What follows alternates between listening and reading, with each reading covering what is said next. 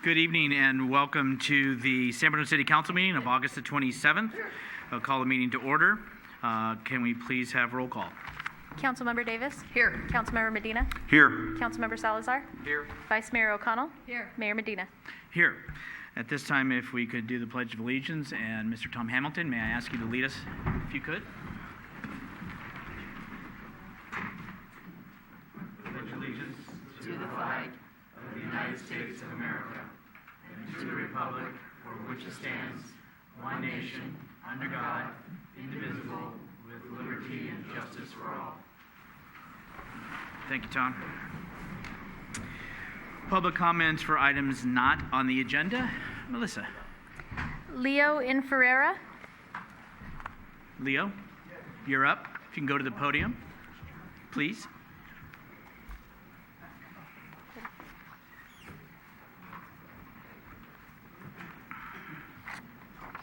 All ready for you. Okay. I might be jumping the gun. I didn't see on the agenda that 618 San Mateo Avenue is on the agenda for tonight. No, sir. That was on the prior meeting at 5 o'clock. Mr. Proponis was here and did speak on that. So there's no reason for me to speak on it. We'd love to hear from you. You came down here, so anything you'd like to say, we'd love to hear. I'm involved with the engine company number one that's been in their meeting at 618 for quite a few years. In fact, most of them, the gentlemen that were in that club all have deceased. Now we've got a couple of young guys. Our club is very small now, but I understand that the building wants to be bought, which I hate to see it happen, because besides the engine company one meeting there, the Native Sons of the Golden West meet. They have a luncheon there once a month. I am also the treasurer of VFW 2517. We meet there twice a month. There are also parties that meet there, and the hall is it's big enough for small parties. And all I'm saying is I hope the city does not get involved with this. Thank you. Thank you. Next speaker, please. Doug Silverstein? Mr. Silverstein.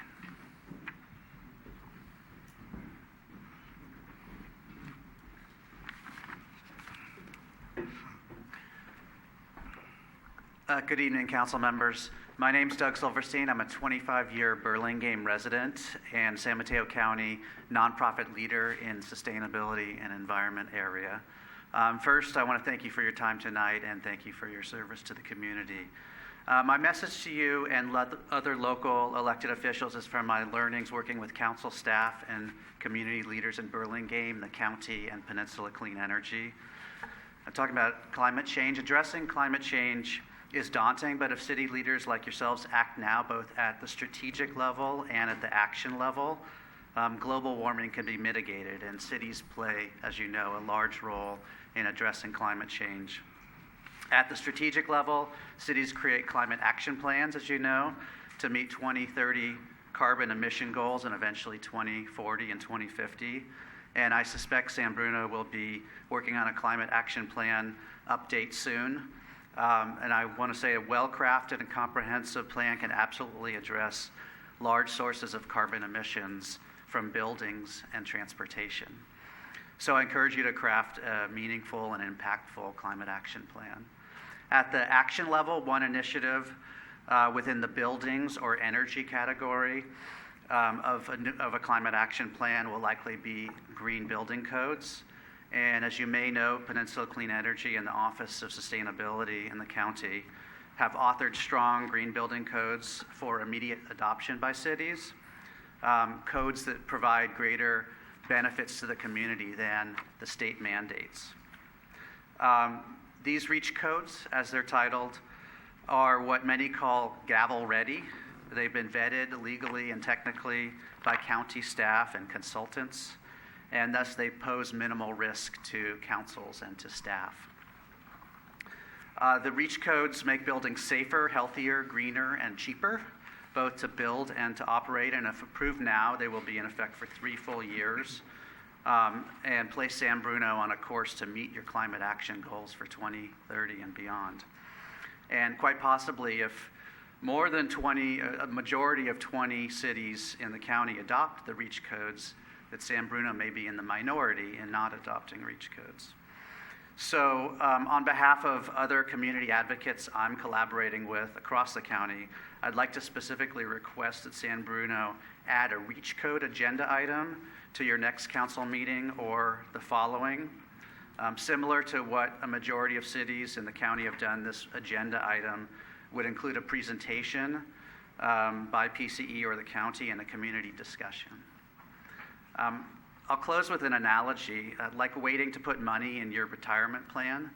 The longer you wait to address climate change, the more you must catch up later. So acting now is like saving at a young age and investing in a healthy climate. You're doing it for yourself, but more importantly for the next generation. So I request that you Thank you, Doug. create a strong climate action plan. Thank you, Doug, for your comments. Thank Time you. is up. Yes. Next, please. Scott Seinar. Mr. Steiner. And Carrie.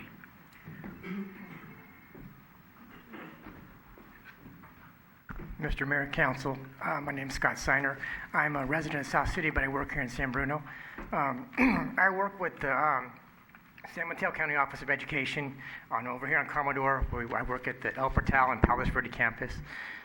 Just recently, not recently, but within the last year, since YouTube's moved in, I've noticed a lot of traffic and stuff like that. And there's a crosswalk at the dog park and our school crossing there on Commodore. And we almost had a child get hit the other day. Our students are special needs, and some of them are severe to moderate. And some of them just drop in the middle of the street without notice. And some of those cars just whiz right by. So I'm like for you guys to maybe propose some kind of a crosswalk, lights, or some kind of a, something more safety for our students, because we do a lot of community outings, and I just don't. It's going to be too late before one of our kids get hit. So that's my comment, and hopefully we can get something done. Thank you, Scotty. Can I mention something? Within the 3 minutes, sure. Hold on. I'm sorry. Okay, go ahead, please. Okay. On Nextdoor.com, they mentioned a lot of cars doing donuts on Commodore and National. We drove down there on the way here. There's skid marks all the way around where those apartments are, the village at the crossing, and those other apartments in the back. Maybe you could do something about putting signs there too, or flashing lights or something. National and Commodore. Got it. Yeah. Thank you very much. Appreciate both of you being here. Next, please. John Barrelier. John.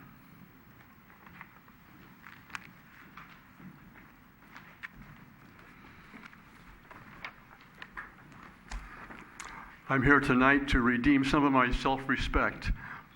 Part of the conversation last week, I tried to stop when Rico Medina kept on. I told him I couldn't hear. We resolved this in his office recently. I guess it was yesterday. However, the impact of that is still felt.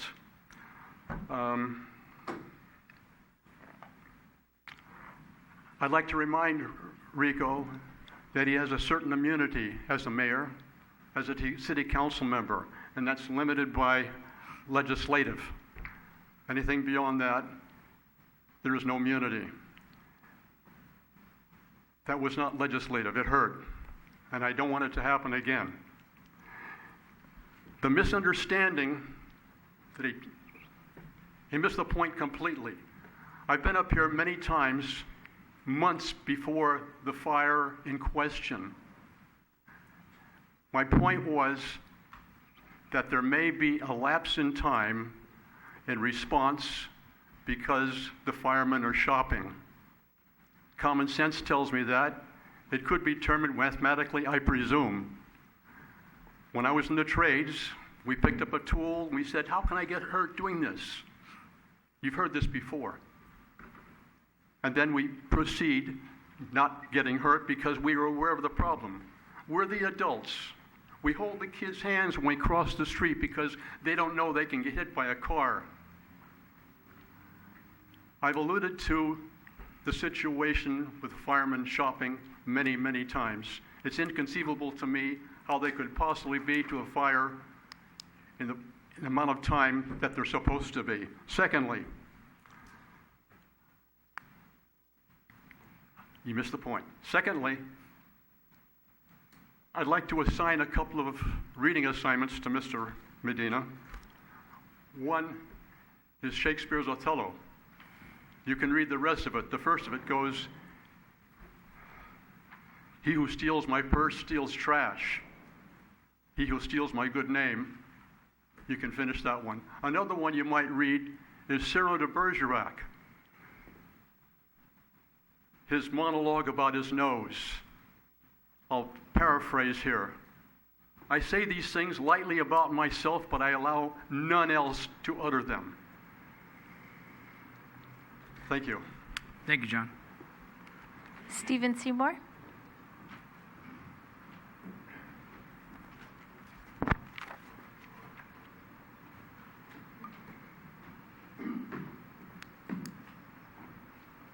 Do I start the clock? I- Okay. Stephen Seymour, Mastic Avenue. I have a couple of public announcements tonight. The first one is that there will be a candidate Q&A for this year's City Council run at the American Legion on San Mateo Avenue on Saturday, September 7th. It'll start around 2:15, but doors open at 1:30, so please get there early. Several years ago, we did one of these, a community Q&A, and the house was full. So get there early so that we can start it on time. The next one is the Rotary Club of San Bruno and the San Bruno Education Foundation are hosting a 5K run this year. It'll be on the 12th of September. It's a Saturday. It'll start at 8:30 in the morning at Cappuccino, and it will end in City Park. The notifications will be available on the San Bruno Education Foundation platform on their website. There are only 350 entries, and we believe that this will fill up really quick. There'll be 200 runners and 150 walkers, and then we finish in the park. And all of the proceeds from that run will go to K through 12 schools in San Bruno.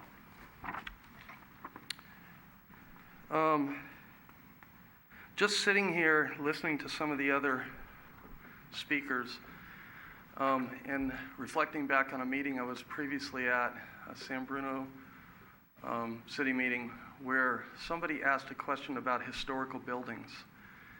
And we were told by the director of, it was a San Bruno director, I'm not sure who the director was, she was a female, but that there was no historical building like plan or program in San Bruno. I just think this city has so much history, whether it be in our buildings or in some of the trees that predated us. There's just so much history in this city, and I really think that it would behoove us to look at some of the buildings that built that history and maybe protect them. And that's all I have to say. Thank you very much. Thank you, Stephen. Daryl Merrill.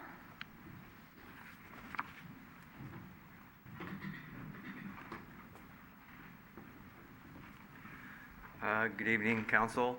I'm speaking on San Mateo Avenue, 618. We have a little teeny club, and we're in a little teeny building, and we're trying to build our attendance up all the time. We rent the hall out quite often to a lot of locals. They use it annually, and that helps us pay the bills and to keep the place clean. We also have a little scholarship that we build up through the year, and we turn that over to Cappuccino. So it'd be kind of sad to see the place go. I don't know, is there any way we could have an extension on this item or something like that maybe? Thank you. Thank you, Daryl. Nancy Kraus.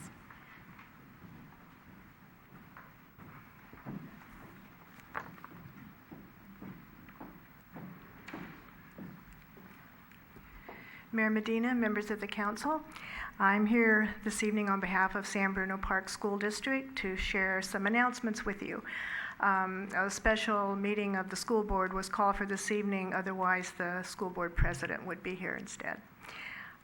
First, school has started, and with that, our district's preschool has some spaces open both for full day and half day. And for information, I encourage the public to call 650-614-3158. Tomorrow evening, the Measure X Citizens Bond Oversight Committee will meet from 6 to 7 p.m. at the district office, 500 Acacia Avenue, and the public is welcome.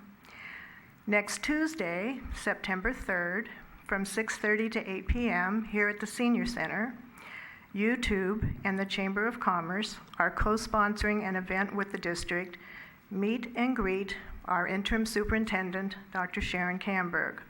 There will be refreshments and Parkside student musicians will perform.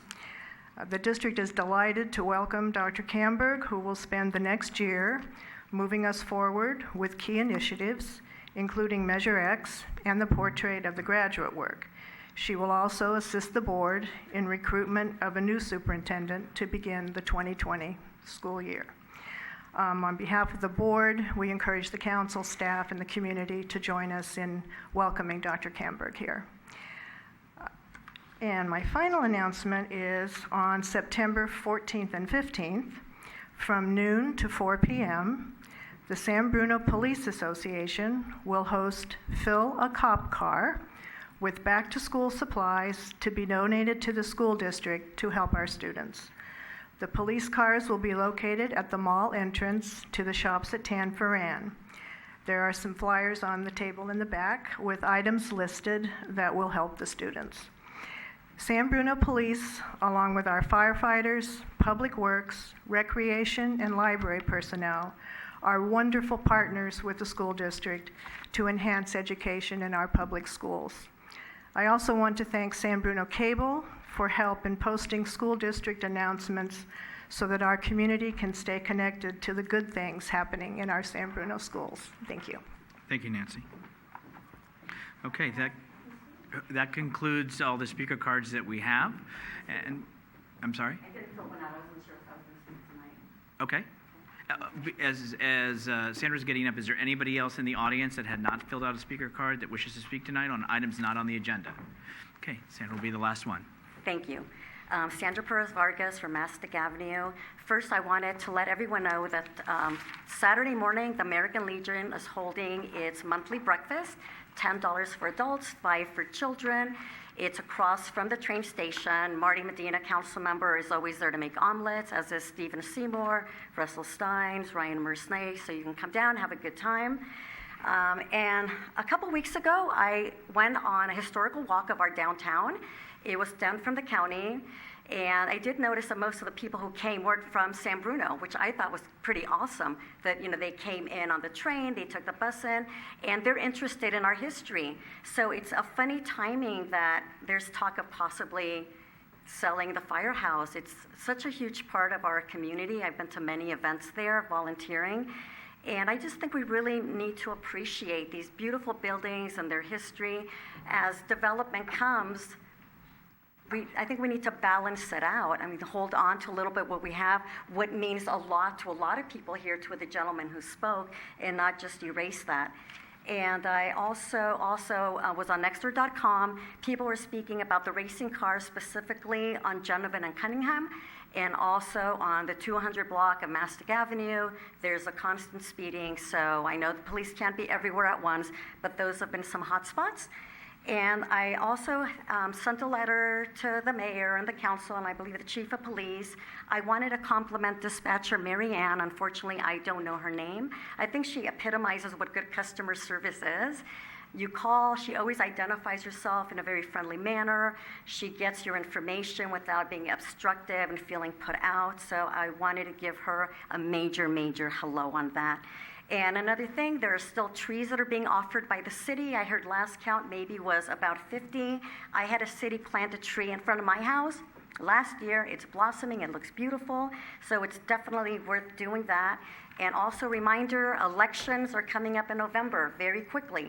We have 2 votes, 2 seats are available. A lot of people think it's just 1. So look at all the candidates, look at what they do, what they've been doing in our community for years, what they stand for. And you can do that online if you haven't registered yet, and you can be sure to vote. Every vote counts, especially in a small town like this, and it is super important that residents be heard. Thank you. Thank you, Sandra. All right, now we'll move on to announcements and presentations. Obviously, there's quite a bit on the list, so if you just get comfortable and bear with us, it's important of things that are going on in the community, but we wanted to go ahead and list those. I'm going to begin on one that is not listed, but I thought it was very important to provide, and that is that the City of San Bruno and Caltrain will be hosting a community meeting on this Wednesday, that's the 28th, to discuss options on how to achieve a potential grade separation at Scott Street in San Bruno. So that will be held at the American Legion Hall, which is at 757 San Mateo Avenue, and that is from 6 p.m. to 8 p.m. Again, that is this Wednesday. Now, parking can be challenging, and so you can park at the train station. There will be no citations or violations for that, for parking and being able to cross to get to the facility. Just so that the community is aware, as far as getting the word out, because that was something that a couple of myself and another council member had asked, was staff walked door to door in the neighborhood of 600 feet during the end of July to notify residents. Those that were not home, a door hanger was left. A second attempt was made on a weekend for the second door hanger, where the door hangers were left, where those were not home. Postcards were mailed, should have been received just a few days ago, to the same neighborhood as noted above, and adjacent to the Bel Air neighborhood due to the impact. Citywide Next Door was posted. Announcement was listed under the What's New on the homepage. It was added to the web calendar. Email was sent out to the distribution list for any of those that have shared or expressed interest in that item or project. And we've partnered with Caltrain on a news release that was issued on Friday, and also partnered with the Caltrain on the Nextdoor posts. The postcards that were produced, they were both done in English and on Spanish, one side one side the other. So I just wanted the community to know that there was outreach made to that for this project. And this is just a outreach to get feedback and actually bring folks up to speed. The last time I attended a meeting at the South City Conference Center, it was a small turnout, and I think this is a project that's coming forward, and for that area, it's important for them to be notified, to be involved, and to participate. And with that, we have several other items that I'm going to ask our Community Services Director, Joanne, to go ahead and read. Great, thank you. Please. The Community Services Department will host concerts at the Rotary Pavilion in San Bruno City Park on Fridays in August and September, beginning at 6 p.m. Concerts are free for the community to enjoy. Food and beverages will be sold by the San Bruno Lions and Rotary Clubs.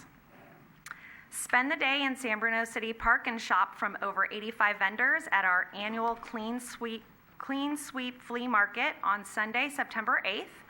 Vendors will be selling furniture, records, clothing, sporting goods, and more.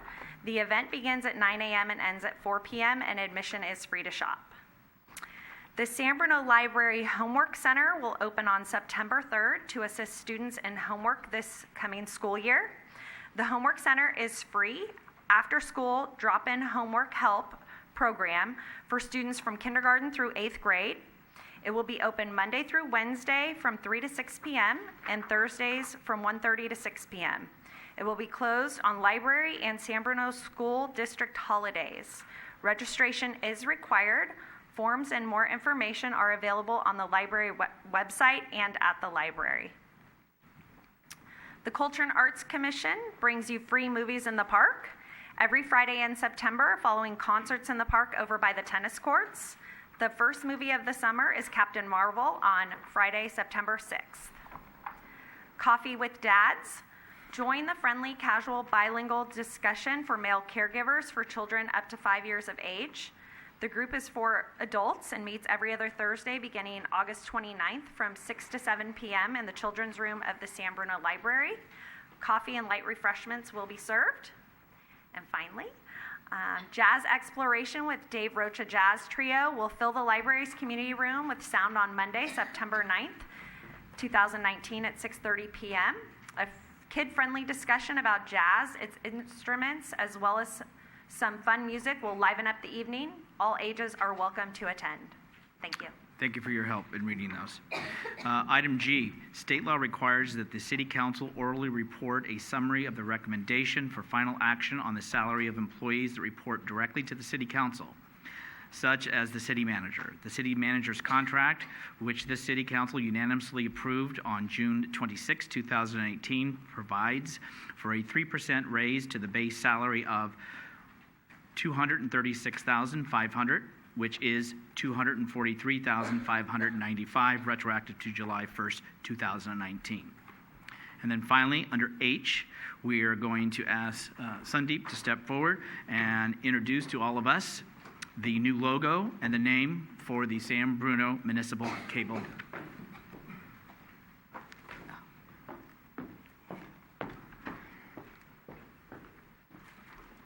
Good evening, Honorable Mayor, members of the Council. My name is Sandeep Krishnamurthy. I'm the Director of San Bruno Municipal Cable, here with an announcement this evening. Our mission has been changing for a while, and it now is best described as providing advanced internet connectivity to enable internet-based services, television, and wired phone access. To this end, with the change in mission, our enterprise is going to be changing its branding, which includes introduction of a new logo and a new name. We have developed our new logo based on certain guidelines, and these guidelines include having it be approachable, friendly, sophisticated, and show the kind of digital streams that we are going to be offering our customers and the general public in San Bruno move through a familiar bell shape, and these streams represent the advanced internet access and services that the enterprise is going to be increasingly focused on as time goes forward. The name for the enterprise was chosen based on a few guidelines, and they included not being more than 5 words, not having the word cable in it, but addressing the range of services the enterprise is going to offer, and also having a mention of San Bruno front and center. We also suggested and implemented use of the word city somewhere in the name, just to show it is a public agency and it's owned by the government here. The development of the new name and logo was done by Wendy Wood, a branding consultant. So here we are with our new logo and our new name.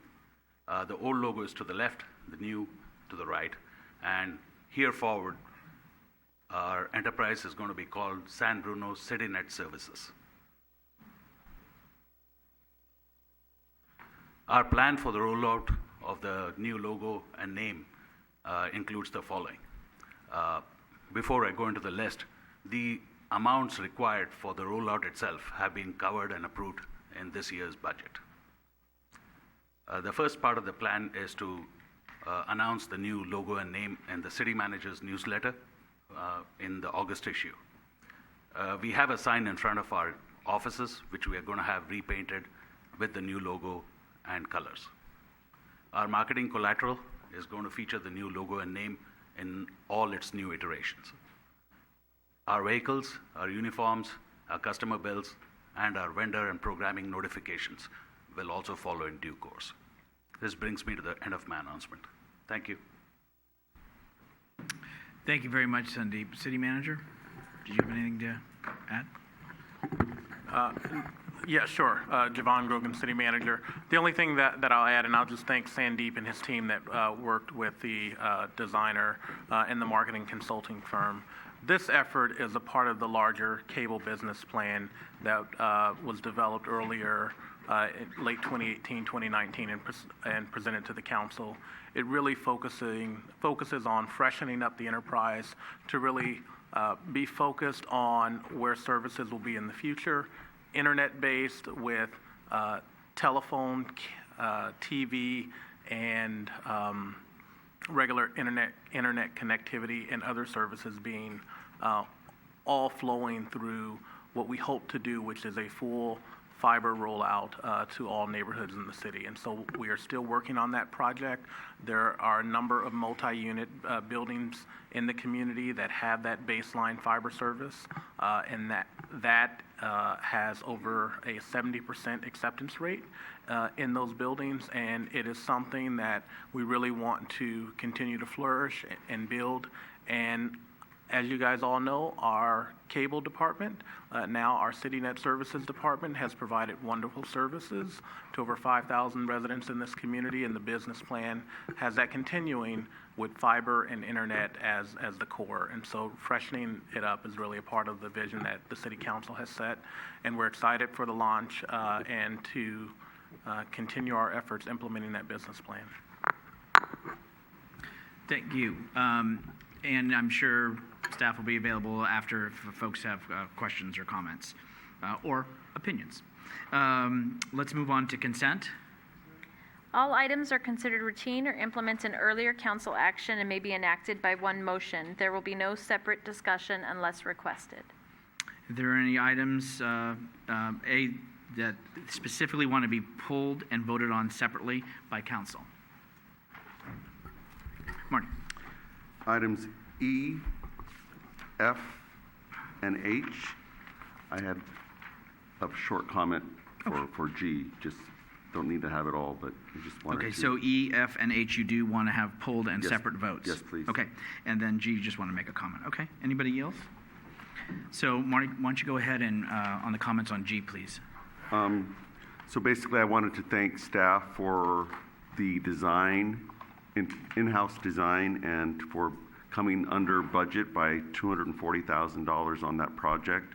First Avenue has suffered a lot of wear with all the construction of BART and Caltrain over the years, and the sewer has been upgraded, and that street has been repaved from end to end. So I wanted to acknowledge that work from staff. Thank you. Is there any action on items A, B, C, D, and G? Move to approve. Second. Motion made and second to approve all but E, F, and H. All those in favor? Aye. Aye. Any opposed? I hear a 5-0 voice vote on that. Now we'll go to item E.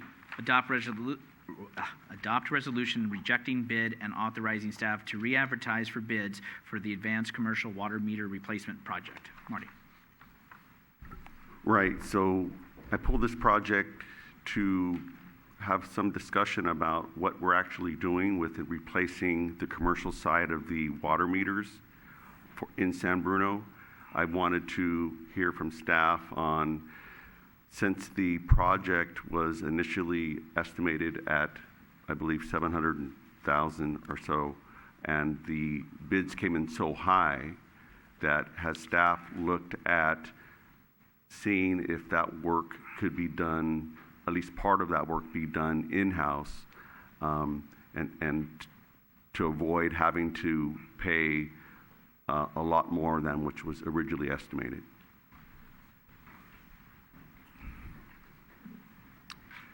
Mr. Tan is getting to the podium. All right, Director. good evening, Mr. Mayor, members of the City Council.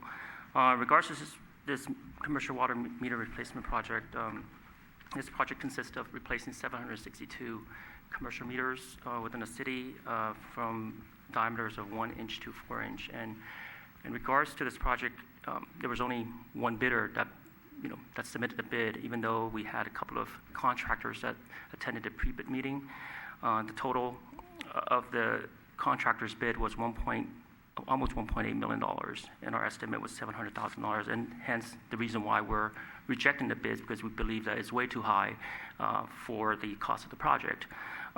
So with that, the city staff is actually evaluating, as the council member Medina has mentioned, we're determining whether we can do this project in-house. But of course, our staff are also busy with other work loads. So being that there's 762 meters, it's quite a lot. It could take at least close to 6 months or a year before anything gets done, right? Because by hiring a contractor, we can probably get this done within like 3 months. And so that's something that we have to evaluate the existing workload, and whether we want to repackage this project and go back out to bid to solicit another additional bids for this project. And it's just unfortunate that we're in this situation. And Jimmy, if you could just remain. Go ahead, Marty. I'm good. Okay. Laura? So thank you, Jimmy, for the acknowledgement of the high bid and to go out and to kind of evaluate. So I have some concerns as well. Does the city have a meter replacement program for meters that are 1 inch and larger? And is there sort of a routine thing that happens after so many years these meters get replaced because we know that they deteriorate over time? Yeah, so from my understanding, talking to the water services manager, the meters are replaced when it, stops functioning, and they'll do that. But some of these meters do last up to about 20 years in the lifespan. So, and that's the reason some are still working, but not as, needs to be replaced because of the longevity of the meters. So with that, some of these meters are due for replacement. Yeah, and I definitely encourage more of an in-house replacement program. And I know that, it sounds like, hey, it'd be great to get it done in 3 months with a contract, but I'd like to see about, over it if it takes 2 years to get them replaced. Because the other concern I have is we have these meters for the smaller meters, residential meters. But my question is how many residents are actually using that service in that program? How many residents are actually logging into an application to really see their usage? And are we getting the biggest bang for a buck? Because every penny of investment, at the end of the day, our ratepayers have to pay for, right? Somehow, some way, we've got to figure out how we recoup this cost. And as council members who are up here, I'm sure hear this, and every time they're out walking around the city campaigning, is how are we going to lower our water rates, right? It's an expensive bill that I get, and I use very little water. So I really would like staff to look at ways of cutting cost. You might have 10% of those commercial meters that really need this. And then you got, a commercial storefront that has selling clothing that doesn't, it's a commercial and it's a commercial meter, and it's maybe something that's not needed and that their usage isn't as high. So I'd really like to see something else brought back. Jimmy, anything? Yeah, no, in regards to the number of users, that's something that I don't have the number in front of me right now, but I know there is a database. Every time a resident registers, into the, the portal, their username and their address is, in the database. So that's something that we can, look into and determine how many members or how many residents have actually, signed up. But whether they're active users or not, and that's something that is, we're unable to tell how many times they log into the portal. Yeah, thank you so much. And just, I would say, not just those campaigning, I would say anybody that's walking around town or not, we hear about the water and sewer rates. So I think it's a universal thing that we all hear equally. Is there any other discussion on item E? Through the chair? Yes, I Michael, just have a question please. that's not really related, but because it came up, I'm wondering, are we paying anything additional for the ability for the residents to log in and view their rates? Or because I know we approved the project based on the efficiencies that it generated internally, but are we paying anything additional for that other user-facing service? Yeah, so it came with the first residential package, but then there is an annual fee associated with the software license, and that's something that I don't have the number on top of my head right now. Interesting. Okay, thank you. And that fee could be based on users, right? You have X number of users, and you're paying a fee per user, or it's a sort of a flat fee, whatever the contract may have been to. I don't recall that. Yeah. I think it may Okay. be unlimited, yeah. Yeah. Anything else, council? Any action on E? Motion to approve. Is there a second? Motion made and second to approve E. All those in favor? Aye. Aye. Aye. 5-0.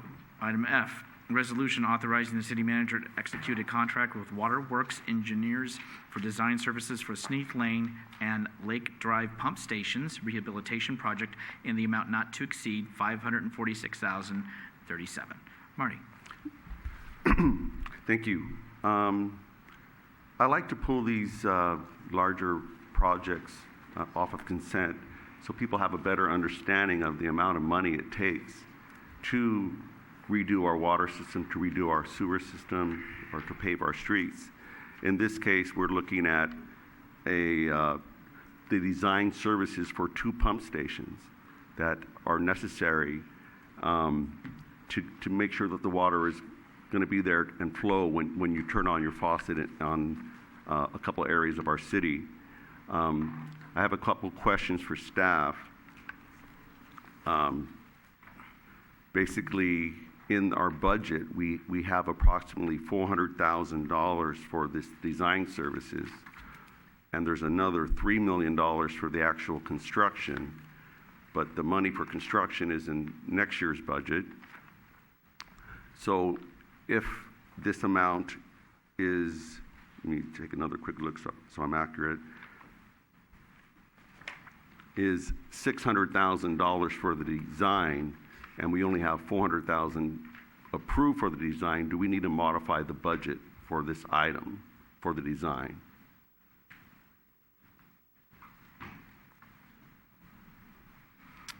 Director. In attachment to, I'm sorry, go ahead. Correct. So as I'm looking at it, the budget as you mentioned, Councilmember Medina, it does show that there was $200,000 allocated in prior appropriations for both Sneath Lane and Lake Drive, and being that both of these projects are being combined together into one, that would total only about $400,000. And so, and you're correct that there is maybe additional appropriation that needs to be requested for the design phase, because the construction phase is in a later year in 2020, 2021. So there will be the need for I can't do my math on right now, but additional more than $150,000 worth for appropriations. Correct. I just wanted to make sure that that's something that's going to come back to us later, or could we do that now? Or I'm just as concerned making sure that those numbers actually add up. Sure. So that would have to come back at a later date, and so we will go back and take a look at the budget and bring that back. Are we currently comfortable with that $1.5 million for the design for the construction? Is that can you provide any additional guidance with with those numbers at this time? These numbers are they're a placeholder based on our anticipated work, but it's unknown, right? Right. It's construction and their bids. We don't know what the bidding climate's going to be at the time of the the bid. So with that, we believe that it could be sufficient, this stage, but it could be more or it would be less. That's something that we're unsure of. I got two more questions, and those, when these pump stations are upgraded, they will have on-site generators to power the stations. So currently, when there's a power outage, we take generators and mobile generators, and we take them to those stations. Is that how we handle that now? We do have mobile generators that we use on certain stations. Some of these stations don't have permanent generators, and actually majority of the water stations don't have it. So we're able to isolate the system to try to get water to move from one pressure zone to the other if there's a power outage. But being that the water facilities are critical during fire flow, so we want to have permanent generators at the site. Got it. And hence we're doing this project. And my last question is, in this bid, it includes, it says construction support services. Do we have a range of what that portion of that cost is, and what does that include? Yeah, so construction support, I don't have the range. I don't have the actual cost tabulation for the construction support task, but normally the construction support includes, attending the pre-bid meeting, pre-construction meeting, doing submittal reviews for product submittal reviews, issuing RFIs, change orders, and so it's supporting basically supporting the city during construction from design aspects of that. So, but not doing any construction management or construction inspections. Okay, all right. Those are my questions. Thank you. Thank Any you very other much. questions from council? Any action from council on item F? Marty? You want to? Yeah. A motion made by Marty. Is there a second? Second. Motion made and second to approve item F. All those in favor say aye. Aye. Aye. All those opposed? Any opposed? I'm gonna say no on this one because of the question on the budget. Sure. Hold on. Just to clarify. Wait, city manager, hold on for a second. Yeah. So at this point, the vote is 4-1. Salazar, no. City manager.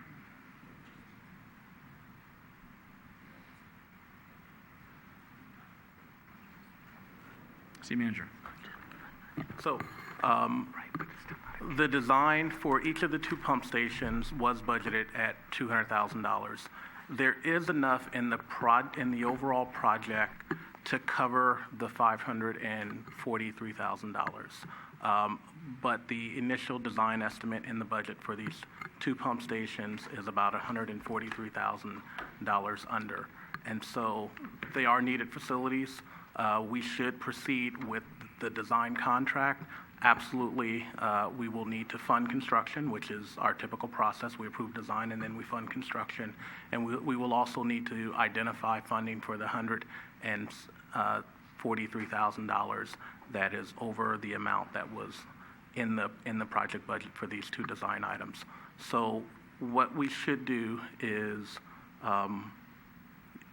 pause on any action on this item and let staff come back and identify that additional $143,000 for design, because as city manager, I cannot execute a contract even though there's enough budget if the line item did not include enough funding. And so that is a staff oversight in not catching that before that was before you tonight. And so my recommendation is that we pause on any formal action and we come back to you. Okay, so with that said, Michael, very good. So let me ask council, I know we took action, but I think city attorney, what we're asking for is item F, to rescind the vote that was taken, have it removed from the agenda at this time, and have it placed on future agenda. Right, so somebody could make a motion to rescind the vote, and if that passes, then that's what would happen. I will make that motion. Salazar has made motion to rescind action on item F. Second. There's been a motion made in second. All those in favor? Aye. Aye. Aye. Any opposed? So that is been passed as a 5-0 as far as to remove and bring back at future agenda with clarification to the budgetary questions that were raised. Item H, adopt resolution establishing a salary range for parks and facilities manager position. Authorize the reinstatement of the parks and facilities manager position and appropriate $42,500 in the general fund and $42,500 in the building and facilities internal service fund, using general fund balance to fund the position in fiscal year 2019-20 budget. Marty. Thank you. So I pulled this item because we talked about this previously, and I wanted to hear staff, and I also thought it was important for the public to hear why we're going to go ahead and hire a manager of the parks and facilities manager, and why it's important for that to be done at this time. So, sure. The request that is before the City Council tonight in this item is adopt a resolution establishing a salary range for a parks facility manager position. The total amount to fund that position for the balance of this year is $85,000. The request is that be allocated from the general fund. As the City Council and the public will remember, this is one of the positions that came up during our budgeting process earlier this calendar year At that time, due to the need to balance the budget, there was a decision by the City Council not to proceed forward with the position. This position oversees the city's Facility Services Division and the city's Parks Division. One of the major responsibilities of this position is to oversee our building maintenance staff. This is a position that the city had filled in 2012, and due to budgetary constraints at that time upon the retirement of the prior Parks and Facilities Manager, that position was defunded and not filled until that time. That has resulted in a number of things that have occurred over the last 7 years. One, that took down staffing in our building division down to 2.1 FTEs to maintain all 17 of the city's buildings. The unit currently has no manager. There is a supervisor that spends 60% of their time overseeing this unit, and 2 staff members that are only 75% of their time allocated to building maintenance. And so that level of staffing, frankly, has not allowed the city to be proactive in preventative maintenance. What it has meant is that the staff fill work order after work order after work order and have little time to develop the preventative maintenance schedules that we need. In addition, this position oversees our parks, and our parks division has the same situation where there's no manager overseeing the division.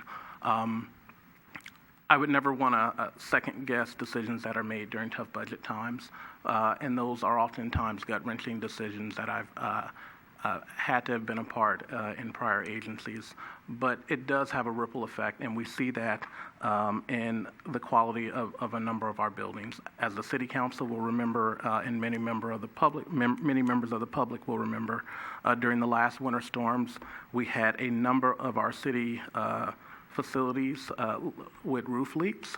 Fire Station 51, 52, the Senior Center, City Hall, and the Rec Center all had water leaks, and that's a direct result of not having the appropriate staff in to develop the preventative maintenance schedules. We have had a number of HVAC issues, heating, ventilation, and air conditioning system failures. We recently had one in the police department where we had the AC unit go out in the server room of the police department, and we had to put in portable units just to keep the temperature in that room below 85 degrees. Again, sort of a result of the lack of preventative maintenance. And so the staff report sort of goes in a little bit more of excruciating detail of a number of the facility issues that the city has expressed.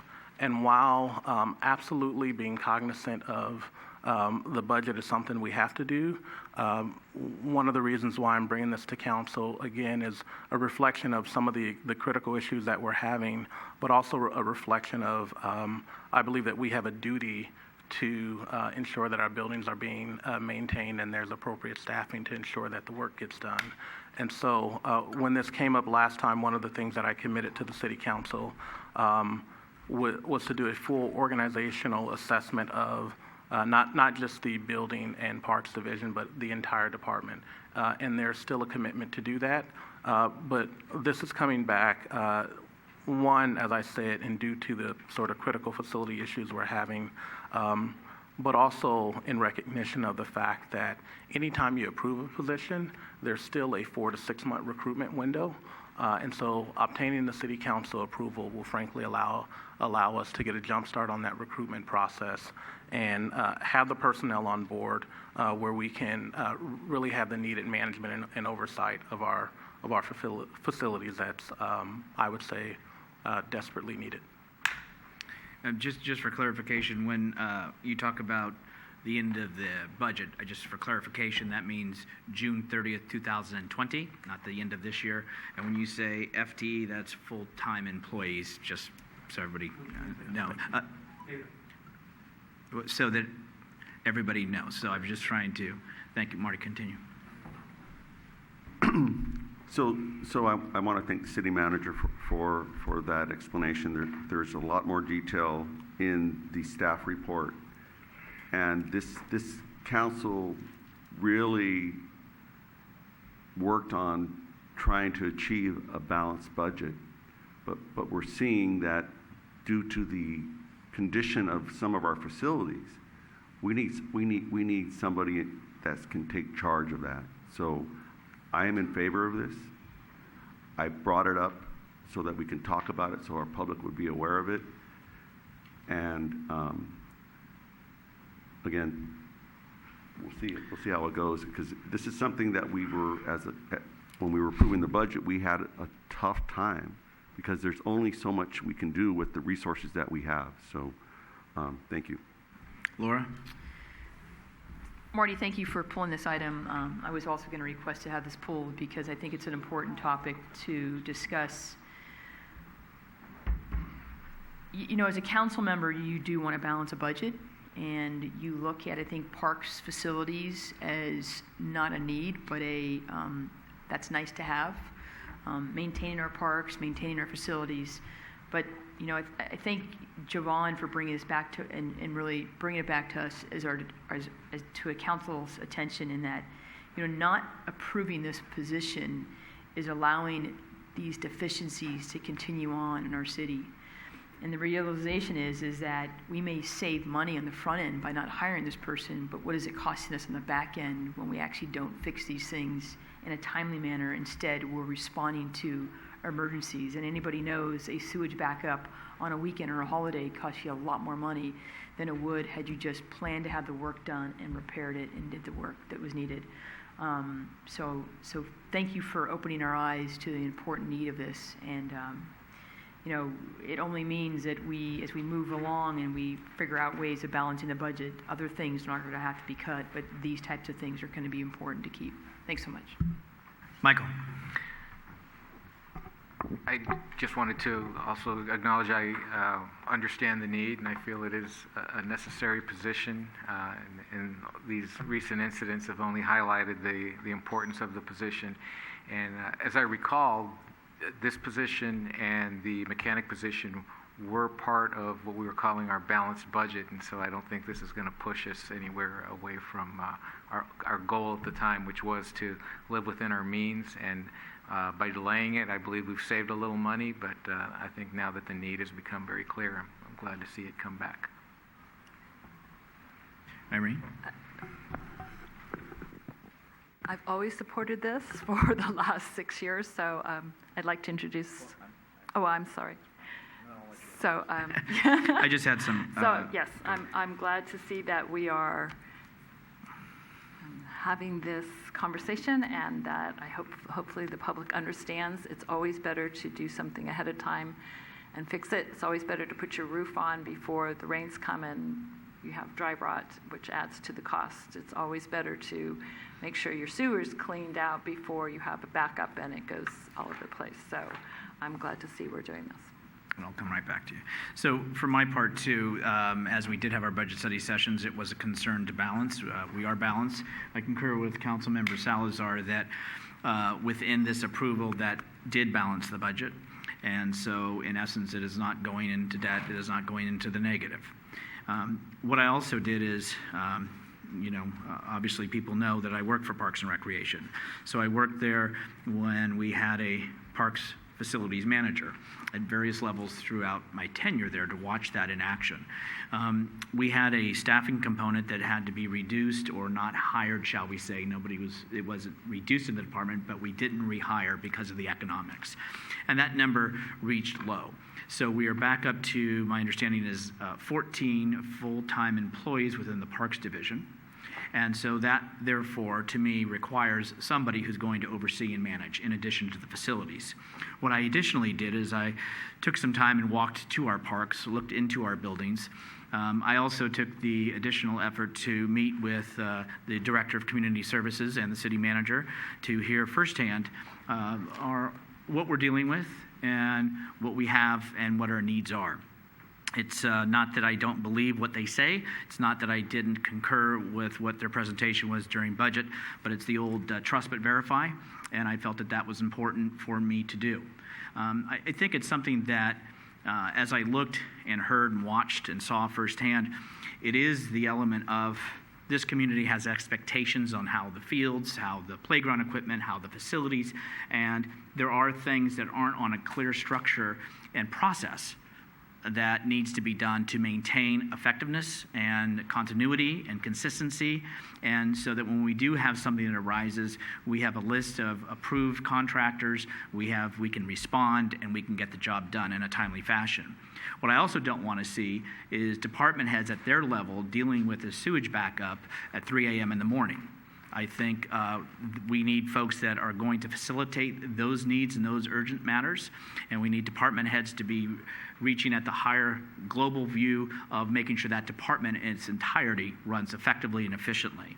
So I concur that this position is time to bring it back and to reinstate it and to get our facilities and our other assets that we have back on track. So Irene, with that. A move to approve? Is there a second? Motion made and second to approve. All those in favor? Aye.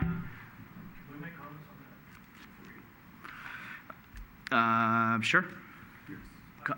No, could you go to the podium? It's just because it's being televised and people can hear you. And then we'll revote once you're done, sir. I just have a question, because when I read that, to be clear, it's not $85,000 salary, it's $170,000 a year, correct? City manager?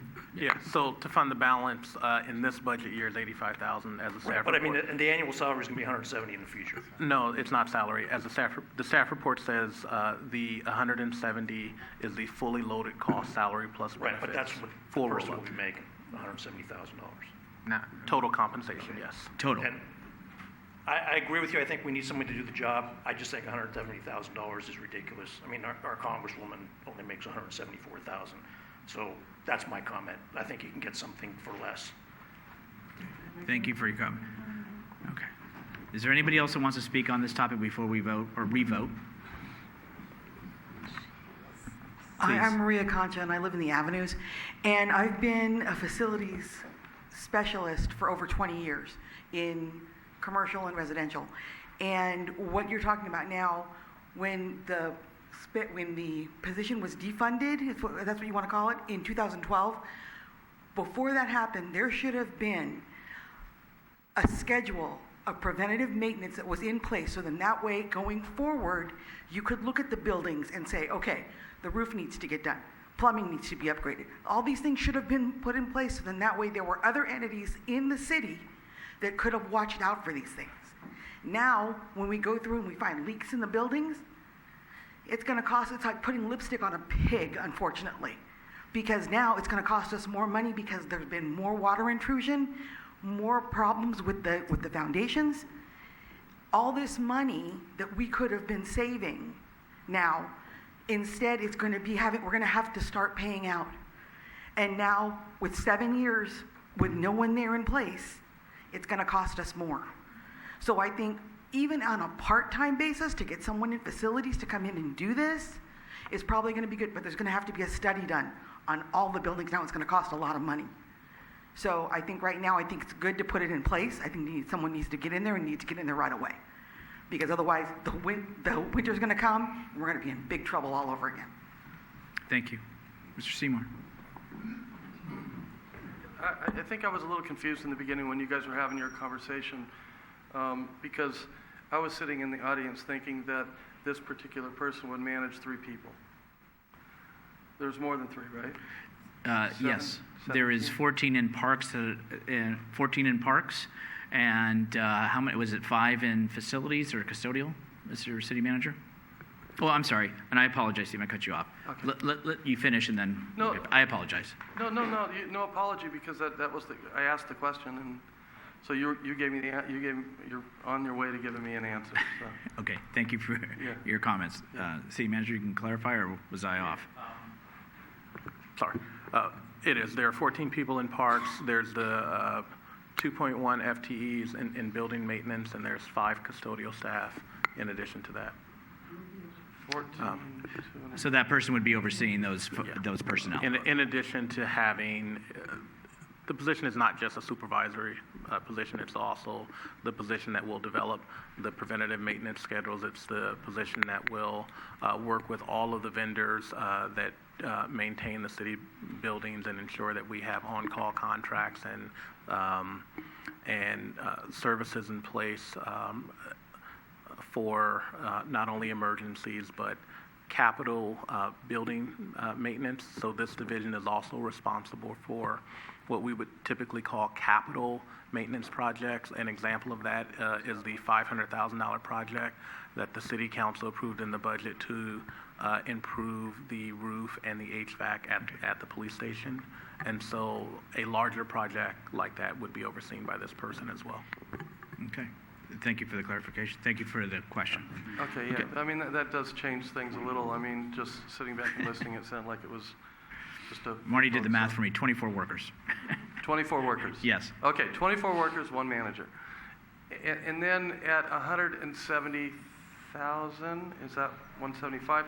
So I would assume that the benefit package is like 30K. Through the chair? I just looked in the staff report at what the step one is, and it's the equivalent of about 107,000 per year without benefits.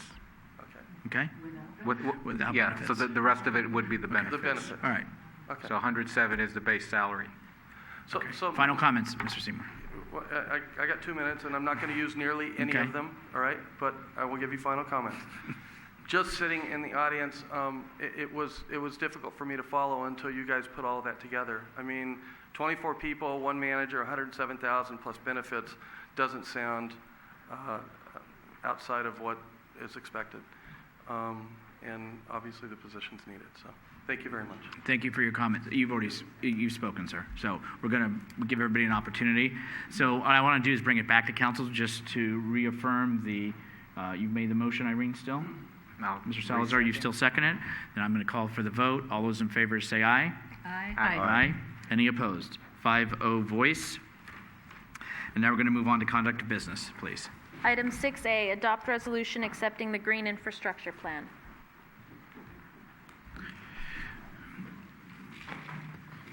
Director Tan. Good evening, Mr. Mayor, members of the City Council. Before we begin with the presentation, I'd like to provide a brief background on this item. See here, this item was brought to you starting in 2017 when staff came for an approval of the framework of work plan for developing the green infrastructure plan. And subsequently, staff also issued an RFP in September of 2018 to seek services of a firm to develop this plan for the city. And this plan is mandated by the regional board as part of the municipal regional permit and needs to be submitted as part of the annual report next month. So after review of the proposals that we received from the consultant, staff came back to council in December 2018 to recommend awarding the contract to Lotus Water, which is a firm that demonstrated the strong understanding of the project and the development of this plan. And this GI plan is very detailed, as it includes information such as recommendations to update the city's planning documents, design guidelines, standards, methodologies to prioritize the GI projects, work plan for prioritized projects, and funding options. So being that the city receives minimal stormwater funding through parcel tax, it's not enough to implement some of the recommended projects. Therefore, funding for the recommended projects are unidentified at this time. So Scott Durbin is here from Lotus Water to provide a summary of the GI plan, and we'll be happy to answer any questions that you have after the presentation. Okay, thank you, Jimmy. Please. Thank you. So, as Jimmy said, I'm going to go through the newly developed green infrastructure plan for the city of San Bruno with the goal at the end of hopefully to achieve the adoption of this plan at the end of the session. So this is the content that I'll be covering today. We'll start discussing some of the stormwater challenges in urban areas, what's driving the need for the green infrastructure plan, and then discuss a little background on green infrastructure, what it is, what are the benefits of it, and then go through the regulatory mandates, what's requiring that this GI plan be developed for all the cities across the Bay, and then go through the key elements of the plan and talk plan adoption and next steps. So first, stormwater challenges. stormwater management in urban areas creates a number of challenges. Principal of those are pollutant loading to receiving waters and flooding, which can cause ecology and human health impacts. So because of that, it's mandating stormwater management requirements for cities. Two of the most critical pollutants in the Bay Area that the Regional Water Quality Control Board is limiting are mercury and PCBs, polychlorinated biphenyls. The GI plan is part of the requirement to develop a strategy to help reduce the loading of these pollutants into the bay. So what is green infrastructure? Green infrastructure uses soils and plants and other technologies like permeable surfaces to reduce, slow down, and clean stormwater runoff before it goes into our creeks and into the bay or the ocean. So some examples of green infrastructure include bioretention, also called rain gardens. So these are engineered soil with plants that filter the runoff and treat it. Pervious pavement, like the example shown here, where there's pervious areas within the pavement allow the runoff to go through the soil and be treated. Green roofs, which are similar to bioretention, but smaller soil media on roofs.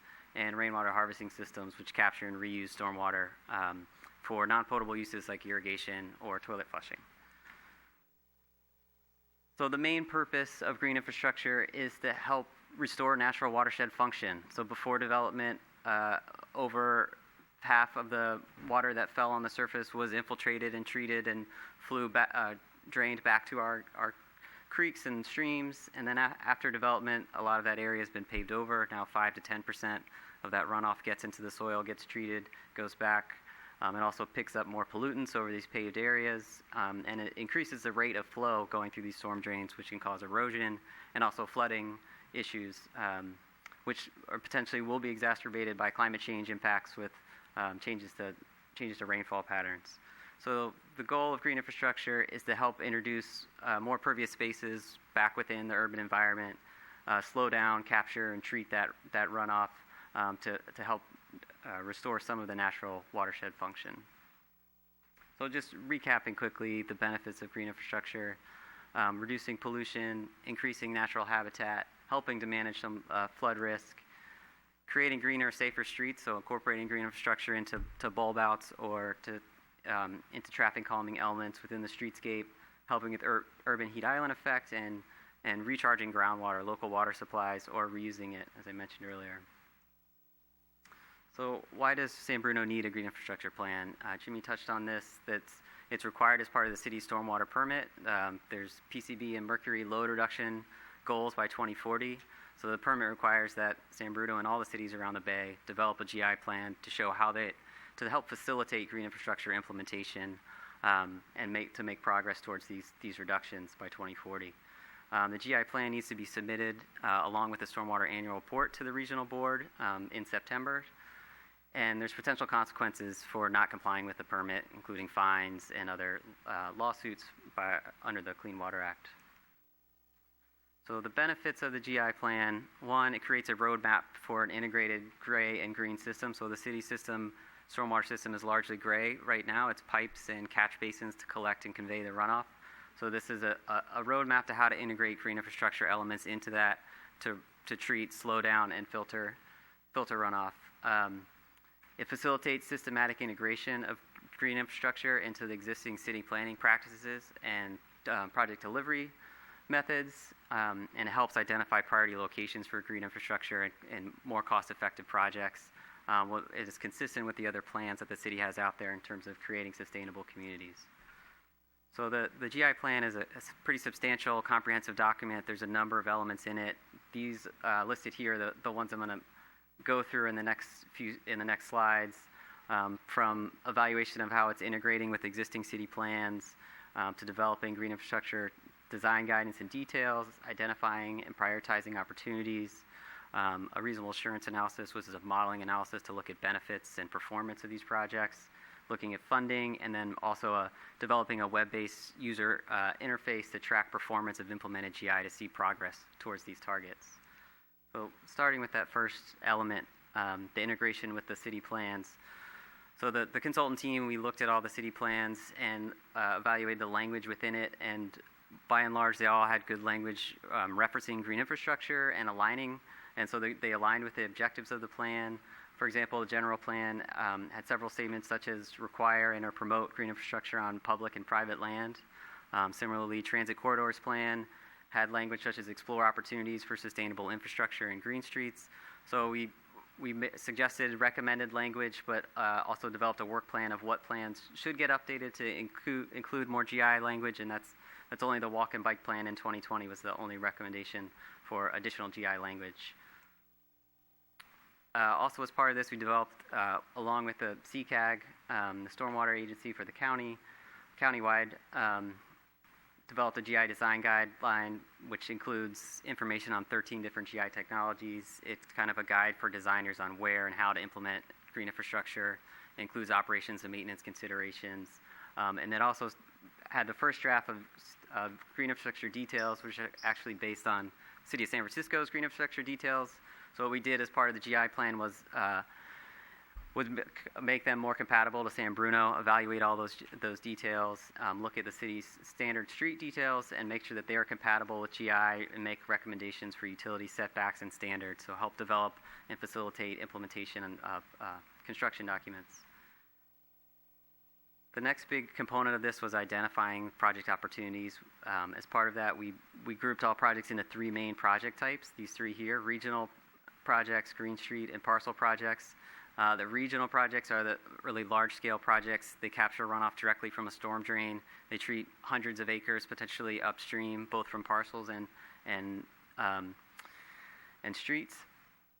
The next type is green streets, which are block-scale projects, just street runoff from the street itself, usually with bioretention or permeable pavement. And the last type, parcel projects, which could be private redevelopment projects, but also public projects on city parcels to manage their own runoff on site, retrofitting those parcels to manage runoff on site. So we went through a large prioritization process. It built off a countywide effort that was already conducted with the help of the city of San Bruno, and grouped all these projects into high, medium, low for regional, Green Street, and the public city parcel project opportunities. So this prioritization included both stormwater performance, but also site characteristics. So it looked at flooding, groundwater recharge, and water quality improvements, but also slope, soils, space constraints, and co-benefits such as providing benefits to disadvantaged communities or areas that need more greening. It was all incorporated into a prioritization process to arrive at these results. And then those prioritization projects were put into a modeling analysis called a reasonable assurance analysis, also required by the city permit, stormwater permit. So this reasonable assurance analysis evaluates the amount of green infrastructure needed to achieve the 2040 target. So hundreds of different project mixes were modeled, and the project types were the three I mentioned: the regional, green streets, and parcel projects. But we also looked at projection of future new and redevelopment. Where is redevelopment happening, and how much could green infrastructure manage on those parcels? So putting those all together, we looked at 100 different scenarios, arrived at the lowest cost option, which is approximately 200 acres managed by green infrastructure to reach that 2040 target. This is an example of the breakdown of those different project types that resulted from that analysis, where you have 5% being met by existing projects, so the city's Green Street that's already implemented, and other green infrastructure on private redevelopment projects, and then another about quarter by future new and redevelopment, such as like Bay Hill and other big redevelopments that are projected to achieve these pollutant reductions. And then the biggest component of this was a regional project that was identified as part of this process that will undergo further feasibility evaluation, which I'll talk about in the next slide. That's doing the bulk of the work here, and regional projects generally are much more cost effective than green streets or parcel-based projects, largely because of the economies of scale of those projects. And the remainder was done by these high priority green streets, so didn't need to get to medium or low priority green streets or even parcel retrofits necessary for this lowest cost scenario. So a little bit more about that regional project that was identified. It's located between 280 and 380 on Caltrans property. It would manage not only City of San Bruno runoff, but it's Caltrans and the unincorporated county area. So the split of that cost, if it moved forward, is still to be determined. The only regional project that's currently in design for the county that's coming out of this process to meet mercury and PCB reduction goals is in South San Francisco, and Caltrans is paying for that project. So Caltrans is putting money forward to meet their own requirements as part of this. And the city did receive a grant to further evaluate the feasibility. So the city, along with the County Office of Sustainability, submitted a grant and were awarded a grant to further evaluate feasibility of this project. In addition to that regional project, what the next steps are taking this large pool of prioritized projects to a smaller subset, evaluating the feasibility and funding options for those, in particular looking at some of the near-term planned projects, such as San Mateo Avenue Streetscape Project, identifying opportunities to integrate green infrastructure into those projects, piggybacking off some of the countywide work that's happening that we're also a part of, which includes the Sustainable Streets Master Plan, which is evaluating green streets and identifying green streets opportunities in more detail. So the next big component, or the next component of the GI plan was a funding evaluation. So listed there on the left, the current sources for stormwater funding, the parcel tax.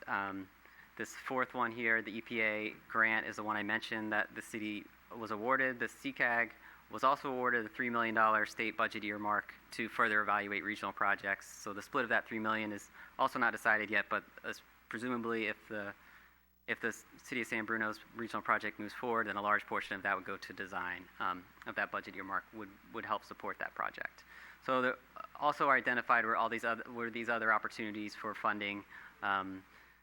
The plan does represent a step up in what's needed in funding relative to what's currently there. So more funding would have to be identified. But the GI plan doesn't represent a commitment to a specific budget amount or a specific strategy at this point. But what does it represent a commitment to? So plan adoption today would represent a commitment to integrating green infrastructure into the city's planning and project delivery processes, which already happens, but the GI plan developed more tools to help facilitate that. It would represent a commitment to assessing feasibility of these prioritized projects and of also future capital projects, either green streets or parcel-based projects in the future for integration of GI, which is also a requirement of the permit and already happens annually, and to further evaluate long-term GI fundings to help bridge this gap. So the next steps would be, ideally, hopefully, the City Council adopts the GI plan, the city staff submit the GI plan next month as part of their annual report to the Water Board, and then to further evaluate these project concepts and funding sources, and then continue to participate in these CCAG initiatives such as Sustainable Streets Master Plan. That's it. Okay. Jimmy, anything you'd like to add, or? I'm sorry? Anything you'd like to add? No, I think Scott mentioned everything that we needed to mention. Okay. To council, questions for Scott or for the director? Any? Laura. Through the chair. So in the staff report, it indicates that there's a checklist. I mean, this is overwhelming for anybody coming in with a new development in terms of requirements. So there's some type of checklist that says, basically these are the things you're going to need to do. I mean, this is a great presentation, and there's a lot of really good information in there. Is there something in addition to just a checklist that we'll be giving to, because the thing we kind of hear back in the comments, oh, they didn't really know or they didn't really understand, is, how do we ensure that we're getting across what's needed? Because you can't really require it. You can suggest it, but right now we're not mandated, right? So that might change. On private developments? Yes. Well, private developments that hit the threshold with 10,000 square feet of impervious area are mandated and do implement that. It's different in the streetscape, and that may change in the next permit. So the stormwater permit's being negotiated now, the third round of it, so that it will come out soon, and that may change requirements in the streetscape. But currently, it's only if you add a new lane that you're subject to it. So, but parcels that hit the 10,000 square foot threshold are subject to the C3 requirements, the permit requirements. The one thing that this plan and the Sustainable Streets Master Plan, which I mentioned, would like to put further develop and are further developing are policy-based solutions to requiring developments to do improvements in the right-of-way, which isn't currently required. So if they had to do improvements on their own frontages, so that they would manage street runoff in addition to parcel runoff. So that's a policy that needs to be developed that doesn't exist. Some cities are working on that now. Redwood City just implemented it, but a number within the county want to do that, but it generally doesn't exist. Okay. And so there are some requirements that are not, some items that are not required now. It says, so in the staff report it says, in the future, it's likely the Regional Water Quality Control Board may start requiring agencies to implement improvements to the GI plans, right? So is there anything that we can anticipate and make sure it's included? We know that this is going to really happen. Or are we being too conservative, or are we really going to make sure that we're covering all of our boundaries? Because this is a big project, and you can tell that the team, fabulous job on staff of putting together a great team and putting this project together, and there's a lot of pieces to this. How do we, really get most of what we need to get done today versus having to come back and revisit this? I think there are a number of the tools in there to help do that today. I think that, as I mentioned, that regional project, evaluating that feasibility is a big piece of this, because a number of cities within the county would like to have that opportunity to achieve their goals that way, because it's such a lower cost, relatively lower cost solution. So getting the grant to evaluate the funding of that is a big step. Developing the details, standard details that enable designers to know how we want it done, how we want it implemented, I think is a big step. So those are all part of this, which I think was really helpful. And everything always comes down to funding, right? The funding's inadequate. So I guess does staff have ideas for, what we do going forward? And I guess we'll get to that at some point, but clearly the items listed for funding are just, not enough in terms of what's needed. And we totally understand about the funding and or the lack of that we have in the stormwater fund, right? So with that, the staff is continuing to look for opportunities to apply for grants, and we've submitted one grant, and we're still waiting to hear back. And we were able to coordinate, as Scott mentioned, the RECAC, and was recently awarded the $3 million, which we're planning to determine how. We're having a meeting with some of the agencies to try to determine how that money will be divided between some of the regional projects. So funding will be an issue down the road. I know not now, because some of these projects are not mandated, but eventually, right. If the future MRPs, that comes through with more restrictions, there'll be more requirements for all the agencies, not just San Bruno, to be able to, comply with the MRP requirements, so that we can start. We're going to have to start constructing some of these, GI projects. Yeah. And this is just an observation. Over the years, I've worked in other cities, working with some of our properties for the company I work with, and the amount of landscaping requirements have been, like, we just shake our head sometimes. Like, I can't believe something that's required on the back of a fence line that nobody sees, and but they wanted the landscaping. And so it's all kind of making sense now, but I think it's good to see San Bruno putting the program together, and thank you for all the work that's been done.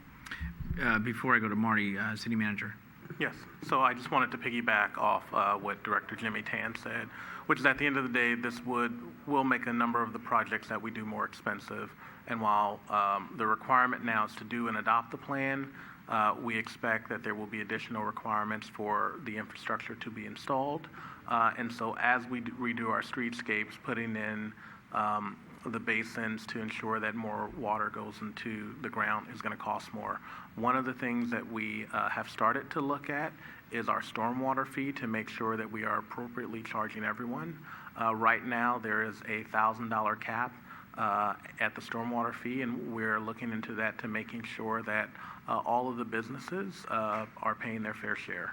And so we will continue to further that analysis. But absolutely, our stormwater fund is underfunded, and these requirements will add additional costs. And so, we should adopt this plan knowing that our projects will be a little bit more expensive, and how we obtain the funds to implement these projects is still a question mark.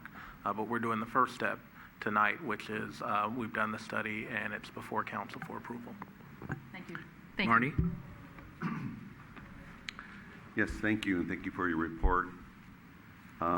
This is another state-mandated thing that cities have to deal with, and it's uncomfortable knowing our financial stability right now is a little rocky, but approving this is important. It's the first step.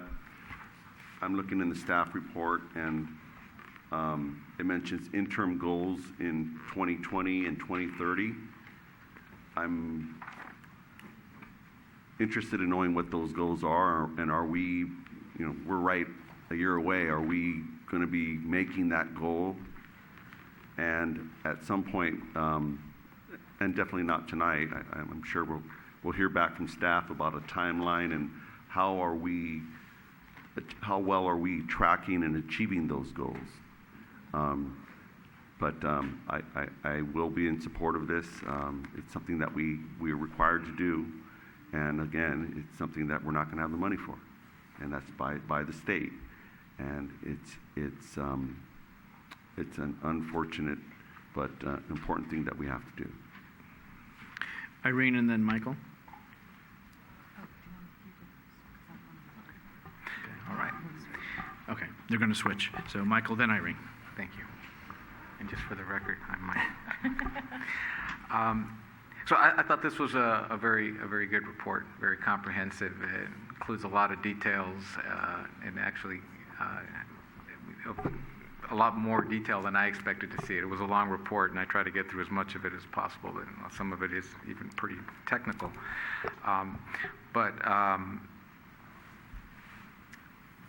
One of the things that, and it just dawned on me as I was listening to the speaker and talk about PCBs and mercury, and it's clearly important. I mean, beyond being a state mandate, I mean, keeping our environment clean is clearly, it should be one of our priorities, and regardless of the funding.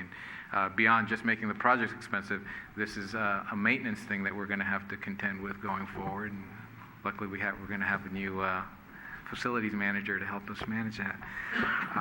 But I was wondering, and this is a little bit out of context perhaps, but I'm wondering what's happening at the regional and state level to sort of take these pollutants out of the environment even before they get into our runoff. Has there been any significant progress in taking PCBs and mercury? And I was just now looking up, what are the typical sources of PCBs and mercury, and I know fossil fuels are going to contribute a lot to this. But is there anything that's being done to sort of clean that up? The PCBs are probably mostly coming from our PG&E transformers somehow. So is that industry being held accountable for the pollutants they're putting into the system? Are they looking at cleaner sources going forward? Are we going to get any relief beyond what we can do to sort of clean up their mess? Yeah, there has been a number of studies of where the sources of PCBs and mercury are coming from throughout the Bay. That PCBs are largely legacy industries that aren't there anymore, but it's a man-made chemical that was involved in a lot of production industrial areas. So the sources of PCBs are still in a lot of the industrial areas throughout the Bay. So that part of the prioritization was identifying those potential areas and looking at doing improvements there. Mercury, as you mentioned, it's basically atmospheric at this point. It's fossil fuel production, and then it comes down, so it's everywhere. So it's hard to target unless you target the fossil fuels directly. But I think the state and the region are trying to address those and have addressed PCBs for sure. It's largely like legacy industries. But largely what you're talking about is source control, what we in stormwater call source control, which is preventing it from getting off a site in the first place and getting into stormwater. And the regional board is having conversations with the stormwater agencies around the Bay to how to make that better and how much that should be a part of this rather than green infrastructure. So I think that's what we're going to see moving forward is potentially more of a shift towards trying to do source control and less reliance a little bit on green infrastructure, not making green infrastructure do that much of the heavy lifting, try to prevent it from getting into the runoff first. So that conversation is very much still happening with the regional board. Okay, thank you. Irene? Thank you. I just want us to recognize that Kevin Mullen is the person who sponsored the grant money for this state or from the state. He put in a request for $8 million. The CCAG organization asked him to for this kind of planning. Unfortunately, we only got 3, but we kind of figured we wouldn't get the whole 8. So that's where that came from. He sponsored that request. And I want people to know that the city of San Bruno started looking at this a long time ago. We started in 2008, I think, or 2009, that we actually applied to CCAG to get a grant to do a stormwater retention runoff area. If you go to Bel Air School and 3rd Avenue and you look west, you can see it. And I think it's in one of our planned, it's in the plan. So that also came through CCAG. And no, it was a start. We didn't continue because, again, funding is tight, but it's something that we as a city have looked at. And I know we'll continue to do it. Okay, and I echo a lot of what my colleague said, so I won't repeat, but it's, again, another, as was indicated, another thing from the state that is being required on all jurisdictions, and of course with that costs money. And so it was a very detailed report, and so I thank you, and obviously we have the goals that we must achieve, not hope to achieve. So with that, is there any other questions or comments from council? Any action from council? This is a resolution. Were there any speaker cards? Okay. So is there any other comments or questions from council? Any action from council? This is a resolution. I move that we adopt the resolution. Is there a second? Second. Councilmember Davis? Aye. Councilmember Medina? Aye. Councilmember Salazar? Aye. Vice Mayor O'Connell? Aye. Mayor Medina? Aye. Motion carries. Okay. Item B. Item 6B, waive first reading and introduce an ordinance regarding amendments to San Bruno Municipal Code, Chapter 7.18, residential permit parking. City Manager. Sure. Good afternoon, Mayor, members of the City Council, and members of the public. We will be presenting a item to adopt a residential parking program guidelines, waive first reading, and introduce an ordinance regarding amendments to the San Bruno Municipal Code, Section 7.18, related to residential permit parking. I'll first say that there'll be a number of people that will participate in tonight's presentation. Myself, City Attorney Mark Zaffarano, Police Chief Ed Barberini, and Jimmy Tan, our Public Works Director. And development of these guidelines has really been a interdepartmental effort of staff throughout the city. And so our agenda for tonight is to, where's the clicker? Our agenda for tonight, we'll give a little bit about the background. We will talk about the establishment of the parking program and some of the program policy.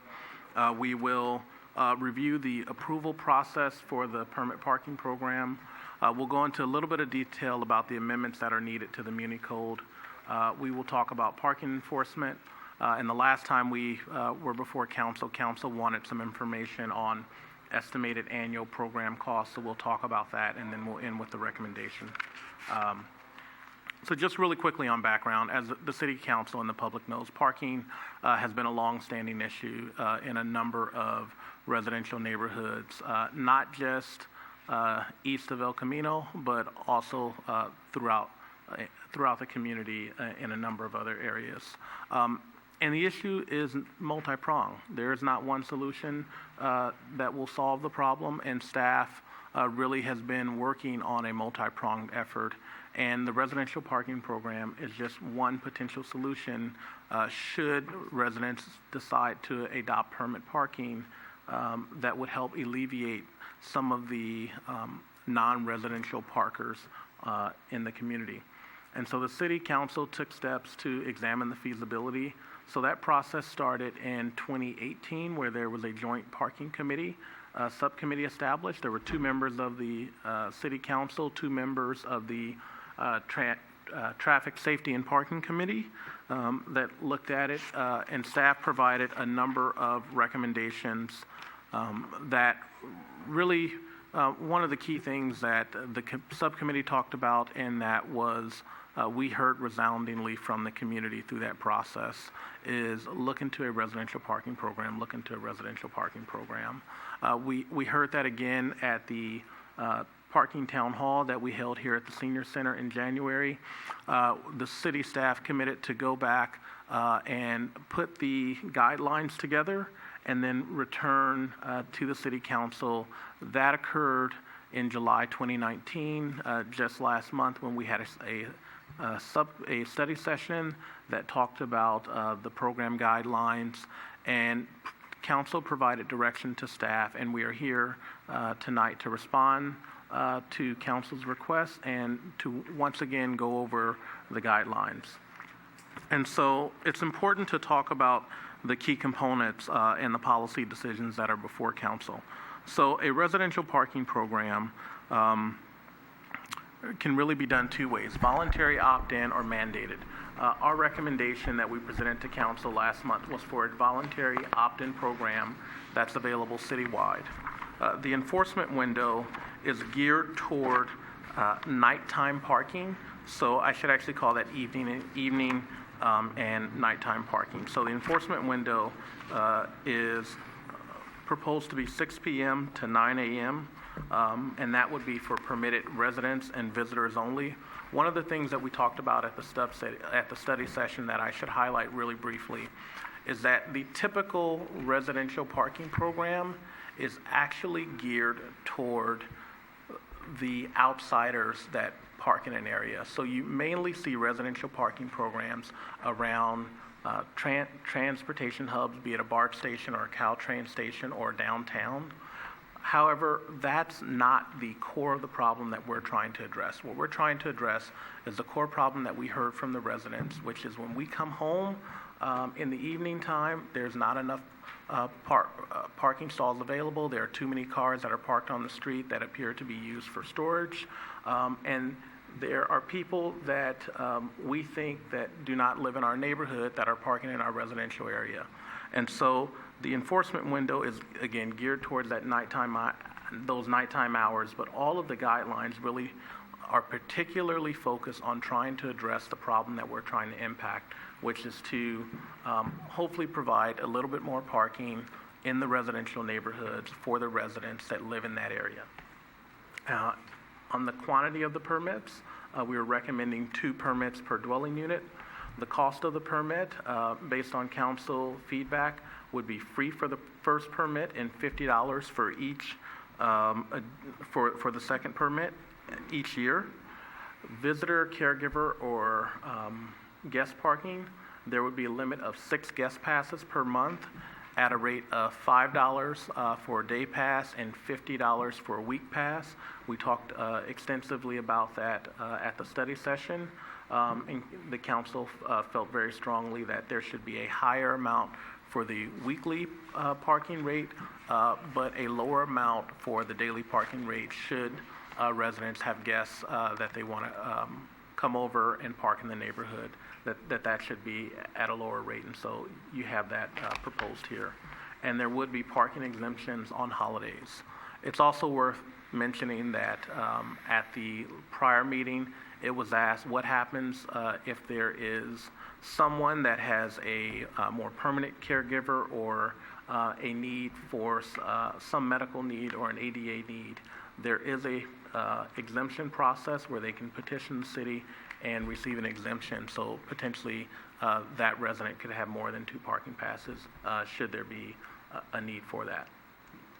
And so we will now go through a quick highlight of the steps for the voluntary opt-in process. This is exactly the same as was presented in July, but there may be members of the public where this is their first time seeing it, so we will take time to step through. Great, thank you. So this slide shows the process for implementing the residential permit parking program. And as the city manager mentioned, this was presented to the city council study session last month, and the requirements within these process are similar to what other agencies are doing as well. So you can start with the upper left-hand corner at step 1, where a resident or neighborhood sponsor was submit an application to the city Public Works Department, and the application includes questions in regards to what the nature of the overflow parking problems are within that neighborhood, how often does it occur, whether they can identify any parking impact generators that's causing the overflow parking issues, describing how this residential parking permit district will eliminate or reduce the parking impacts. And staff currently is proposing a minimum of 3 contiguous blocks in any orientation and must include both sides of the street. So the resident or the sponsor would have to propose those 3 blocks within the application. And for step 2, the staff from Public Works will review the applications to determine whether it meets the criteria. And if it does, and then we will notify the resident to submit a petition to establish a permanent parking district. And the petition form is included in the staff report as well, and it contains information regarding the neighborhood's facilitator and sponsors with their names, address, and phone numbers that we're requiring, and the signatures as well. So as part of the petition process, we are requiring a response rate of 50% plus 1 of the dwelling units in the proposed district, and each one adult signature within each dwelling unit should be, should be the one that's signing the petition, and that, for the district to be considered. And so we are not including any accessory dwelling units or ADUs. We're not considering that as purpose of the petition. For step 4, if the review of the petition determines that it's complete and complies with the submitted requirements, then we will continue to the next step. If it doesn't, then we would submit a letter back to the neighborhood sponsor denying the request. And currently, as the city manager mentioned, we're not issuing more than the 2 permits per dwelling unit. And however, if the city believes that the area may increase the potential number of parking spaces, we may go back and conduct some parking inventory study to determine if it's possible to increase the parking permits in the area. But by limited number of permits, it will help ensure that the permit holders are able to find parking on the on-street spaces. For step 5, as mentioned, the survey. The survey will be mailed, to the dwelling units within the proposed district, and 1 signature will be counted. So this is a survey that the city is conducting on behalf of to the resident, and the residents must return the surveys. A minimum of 50% of the surveys must be returned to the Public Works Department within a designated time frame, and 67% of those return surveys must support the establishment of the permit district. So in order for the process to continue. So if the survey meets those requirements, the Public Works Director or designee would draft and mail a letter to the residents within the proposed district to let them know about the results. If the return surveys do not meet the requirements, then we will also send a letter denying the request. So there will be a 1-year moratorium on new requests for permit parking, which will take effect for all the streets that are proposed, which we've denied if it doesn't meet the requirements. But the resident may, submit an appeal of the denied request to Public Works Department within 30 days of receiving a notice, and that appeals will be heard by City Council, per the municipal code. For step 6, if the survey meets the requirements, then the Public Works Director or the designee will prepare a staff report and come to Council for consideration to designate the parking district, and we will have a resolution that includes the petition results, the results of the parking inventory study if we conducted one, and the residential permit district location and restriction hours and so forth, if there's any changes to what was originally proposed.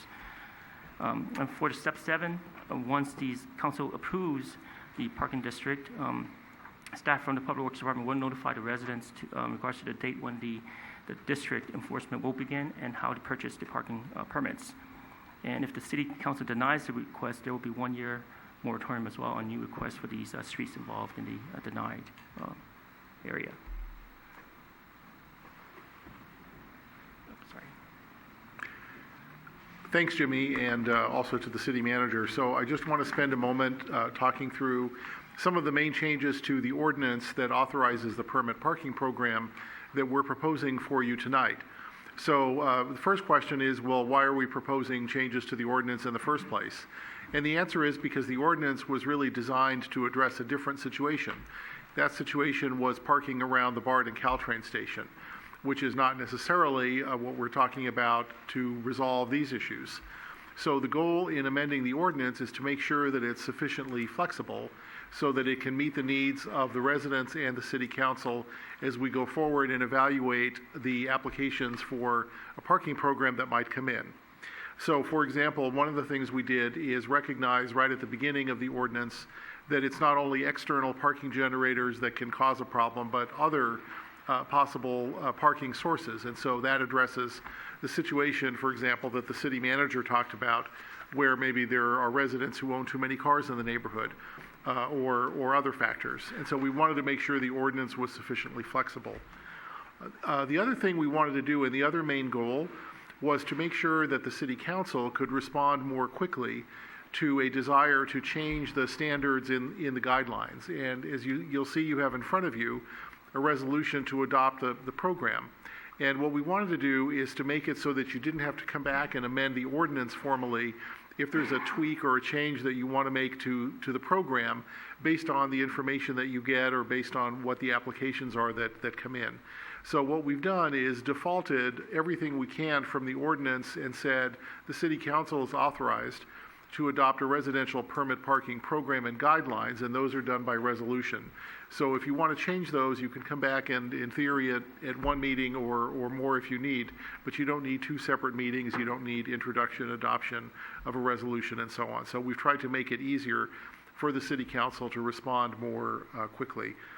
We've made a couple of other changes. The police department recommended that we talk about not only physical displays for the permit, but also make an allowance if there is an electronic display, for example, a way for the permit to be gotten not only online, but also to be triggered and evaluated electronically. So a permit isn't just what you display, but display includes an electronic display. And then finally, we made some minor wording changes so that the ordinance is now consistent with all of the guidelines. And if you change the guidelines, you don't necessarily have to go back and change the ordinance. So that was the goal of what we did. And with that, I'll pause. And if anyone if there aren't any questions, then staff can continue with the remainder of the presentation. Good evening. The Muni Code requires that the police department not only enforce parking permits, but also manage a parking permit program. And I'm here to talk to you a little bit about the management and enforcement aspects of a residential parking permit program. It's a little bit of an exercise of putting the cart before the horse because we don't know the scope or the volume of permit areas that we would be asked to both manage and enforce. So not knowing that, we can give you some ballpark information about what we think or what we may forecast should this type of effort gain some traction. Personnel and equipment needs are by far going to be our most costly expense in trying to manage and enforce any type of residential parking permit program. If we go down, or when we go down this road and it seems to work, and if it's only a couple blocks here or there, there may be a situation where we can absorb those enforcement and management requirements with existing staff. However, if we see robust or large areas that are granted, the permit applications are approved and granted, the proximity of where those neighborhoods are to one another, all of those variables may pose some challenges from both a management and an enforcement perspective. What you see up on the screen there as far as numbers will probably look familiar. It's the same figures that you were provided with at the July study session. They include the addition of one full-time community service officer. Should we have a large area or multiple areas that are granted this permit program, it may require an additional staff member to conduct enforcement. The additional police clerk is one that is often overlooked, but the management component of this, should it be of any significant size, may require some administrative support internally at the police department. And then there's some logistical and equipment needs, such as a vehicle and software to manage the program, which are listed there as well. An analysis of this program with other cities and communicating with other cities, we've learned that we cannot expect to to recoup or a substantial amount of costs of the management and enforcement of this program. It certainly doesn't pay for itself, is what we've learned from our neighbors and from the others in the Bay Area who've gone down this road. From a enforcement perspective, I know that the general sense of when we're trying to address a problem that exists during a particular time of day, and we're trying to accommodate residents who, when they come home from work, have a place to park in proximity of where they live, and it's in some level of convenience. Therefore, we anticipate that the parking permit hours would be granted during the evening hours. So we're prepared to enforce those permits proactively in the evening hours, but we would anticipate that that parking permit requirement may be an overnight time frame. And why we would proactively enforce those into the evening hours, that enforcement would not include the whole evening. For example, we wouldn't have parking enforcement officers out at 3 or 4 o'clock in the morning enforcing permit parking regulations, even though there may be signage in the permit program may call for permits at that time of the early morning or late evening. Those enforcement efforts would be dealt with on a complaint basis. So if there are police officers out in the field, or when there are police officers out in the field and people, there are individuals that believe that somebody is violating some type of vehicle code, we'd respond to those calls for service just like we do now with the existing staff. Finally, our final slide is again the same table that you or the same figures you were presented with at the study session. Should this, again, I want to emphasize, should this program gain some traction and become popular, it's going to be costly. It's only as strong as how it's enforced. It's only as effective as how it's enforced. So we anticipate that we may need some resources to do that. There is a note at the bottom, and the city attorney mentioned some other options rather than the traditional permit option like you see in San Francisco with the sticker on the bumper, those types of things. There is a license plate reader component to this where theoretically, and we've seen programs that work pretty well, you would not even have to have a visible permit on your car. It would be associated with your license plate, similar to what a lot of the toll functions do now when we cross our Bay Area bridges. So that technology is out there. It's available. The costs there are listed there.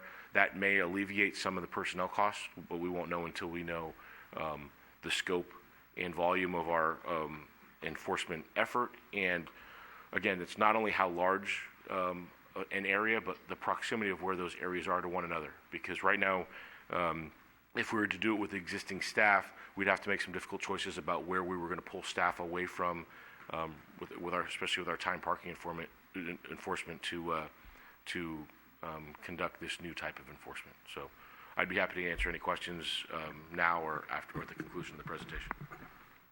So that concludes our presentation, and the action that, again, is requested of the City Council is to adopt the residential parking program guidelines, waive first reading, and introduce an ordinance regarding amendments to the San Bruno Municipal Code, Section 7.18, for a residential permit parking program.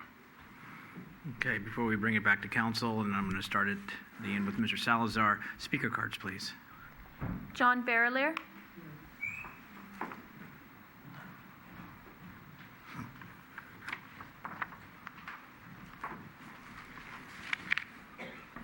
In this morning's paper, I read, it was a Daily Journal, that there's going to be an exclusion. There are certain people who won't be offered a permit. Is that correct? John, could you finish and then we'll answer your questions? I'm sorry, I apologize. Can you ask all your questions and then we'll answer them at the end? Oh, okay. Thank you. All right. That was one question. Is there an exclusion? And if there is, how do you reconcile that with the 14th Amendment? The people on the east side of El Camino are already wrestling with the 14th Amendment. We've been tagged down there for 20 years for street sweeping, and the people on the west side of El Camino haven't been tagged. And it seems if you're excluding it, anyway, another question. Okay, where did the mandate come from? Was it from the public that somebody say, I want to get a permit so I can park in front of my own house so you can charge me? Did somebody say that?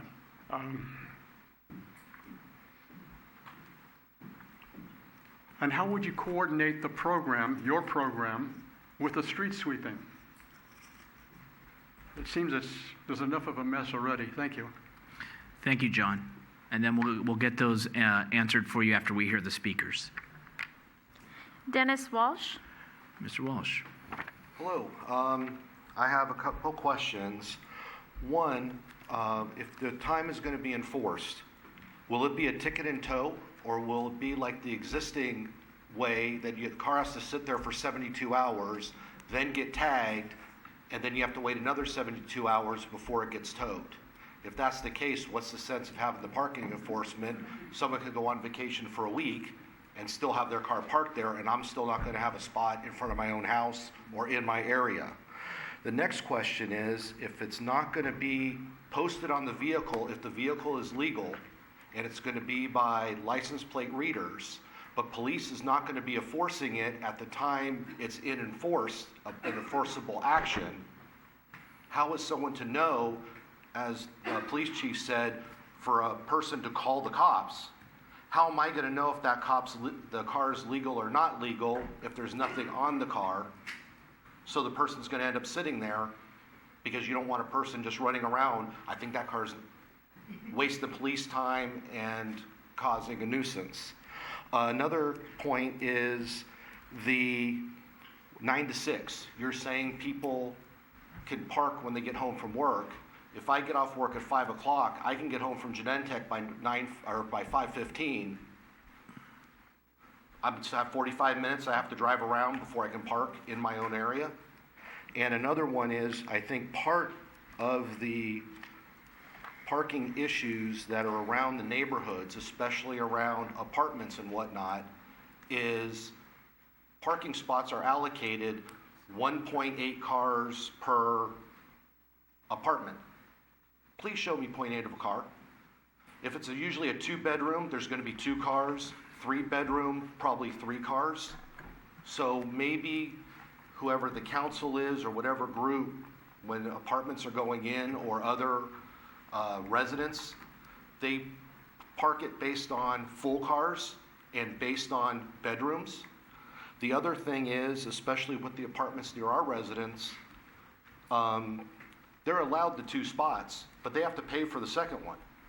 So the apartment gets money, there's spots in their parking lot that's empty, but my neighborhood, I can't park around my own house. And we never had this parking situation when those apartments were closed. It's only been since they've reopened, and we talked to and raised these issues before, and it went on deaf ears. So maybe whatever group is looking at this, if it's supposed to be 1.8 or 2 spots per 2-bedroom, those are supposed to be part of when you're staying there, not an additional fee, because there's that trickle effect out. Well, I think that was my last point. Thanks, Dennis. Sandra Perez Vargas. Sandra. Hi. I, for one, have been asking for permit parking for years. We've been asking for any type of parking enforcement for years. I'm so glad we're finally having this meeting because I think in certain areas of San Bruno, it's well overdue. Unfortunately, it took us years to get the attention of the city council with few exceptions. We would have to go out and get 3,000 signatures from residents to impress on you that we needed help. And I still haven't seen the enforced parking.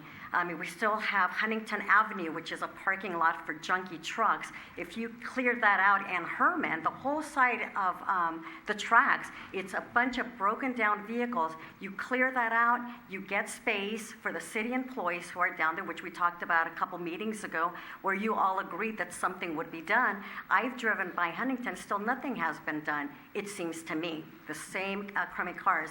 But in the future, you can go to San Bruno now, see what's going on with the residents, because the louder our voices are, then we have meetings like this when we can have things changed. I mean, this has been, the parking problem has been just all over, and it just took so long to get here. And I think another idea might be, I don't know if the chief of police has looked into this, what about split shifts for the people out there ticketing? And the evening shifts are great, but you could be more effective if you're doing a morning split and afternoon. That's one way to look at cutting costs, so you don't have two separate employees.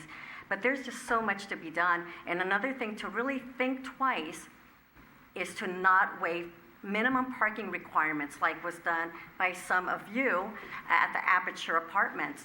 We are in an area where we're desperate for any parking. To waive that just cut our throats. So this is a start, and I'm glad we're finally here. Thank you, Stephen Seymour, Russell Steins, and everybody who walked all these corners of San Bruno to get your attention. Thank you. Thank you. Any other? Okay, I see, I'm being told there's no other speaker cards, so with that, we'll close speakers, and we'll bring it to council, and we'll start with Mr. Okay. Okay, this is be the last speaker, because we need to have the speaker cards just so, because I don't want to overlook anyone, but okay, please. Sorry. That's all I right. had been speaking to Mr. Medina earlier about this. Living in San Bruno, my family's been in San Bruno for 100 years. And it's been, when my great uncle built that house, he never anticipated this. I know he didn't. We have, in my family right now, I have 2 sisters and a nephew who's 30. And we all have cars. Plus my sister has a vehicle for work. Around our neighborhood, there have been numerous new construction that's been put in, additional bedrooms in homes that are there, that additional cars have been added to that neighborhood. It is nothing but traffic. We get the Uber drivers, we get the Lyft drivers, who are very vocal when they tell us that they don't have to move when we want to park in front of our own homes. Right now, to get a permit for us, we would only be able to have 2 permits per our home.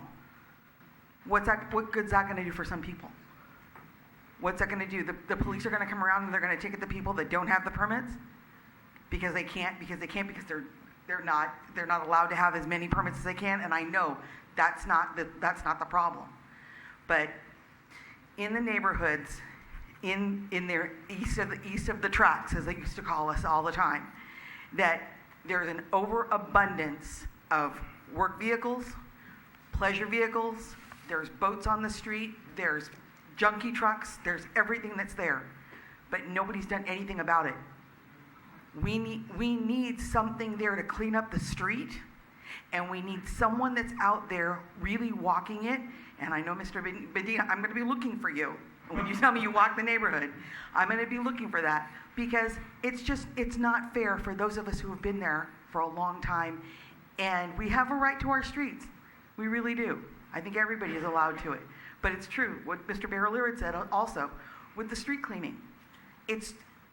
We play round robin all the time, every other week. So there's got to be something done. Thank you. Thank you. Okay, we're done with speakers now, and we're going to bring it back to the council, and we're going to begin at far end, if I could, Mr. Salazar, and then we'll work our way down.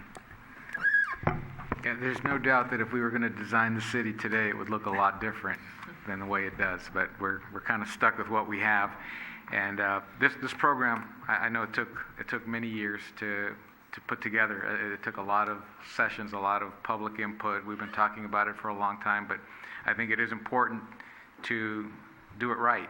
And as long as it's taken and as much effort as has gone into it, I know it's not going to be perfect and it's not going to work for every neighborhood, but it is a tool that we now can add to our toolbox to help address some of the issues that the neighborhoods are experiencing. I'm definitely in favor of doing something, because it's definitely gotten past the point of doing nothing at all about the problem, and we're only going to increase in density. There's more development coming, and I know some people aren't in favor of that, but it's the future. I mean, we're seeing it all over the peninsula, all over the county, all over the state. And so this will give us something that will give us a little bit of protection in the neighborhood. So I'm definitely in favor of it. I had concerns, as I stated last time, about the complexity, about trying to get the requisite number of essentially votes from the neighborhood to get something started. But it is important that we have a majority and that everybody in the neighborhood is heard. And there are people that legitimately need more space on the street, and sadly, that's part of the problem. So I think giving the neighborhoods an option to find a solution that works for them is definitely the way to go. This is not something that we want to impose on neighborhoods, but we want to give the neighborhoods that tool. So because of that, I'm willing to give this process a try and seeing how it works out, and hopefully it's not going to be too onerous for the neighborhoods that need the relief. And if it is, then I'm sure we can come back at some point and make some adjustments. But for now, it does seem like the best possible solution based on what we have. So that's it for me. Irene, and then I'm going to ask staff to respond to some of the questions from the public. Thank you. I'd just like to say something. Yes, people did a petition. Yes, people came many times to council meetings and told us about their parking problems. It's not that we didn't know there were parking problems. Some of us live there. My parents still have their home in the avenues. We know about the parking problems. What we didn't know is how to solve them. And some of you just now said that it's not a parking permit program that we've outlined isn't going to solve your particular problem. And that's where we came into a conundrum. Some of those houses I know have little tiny garages, short driveways. You can't really park your cars in there. You have to park them on the street. And as one of the residents said, nobody anticipated this.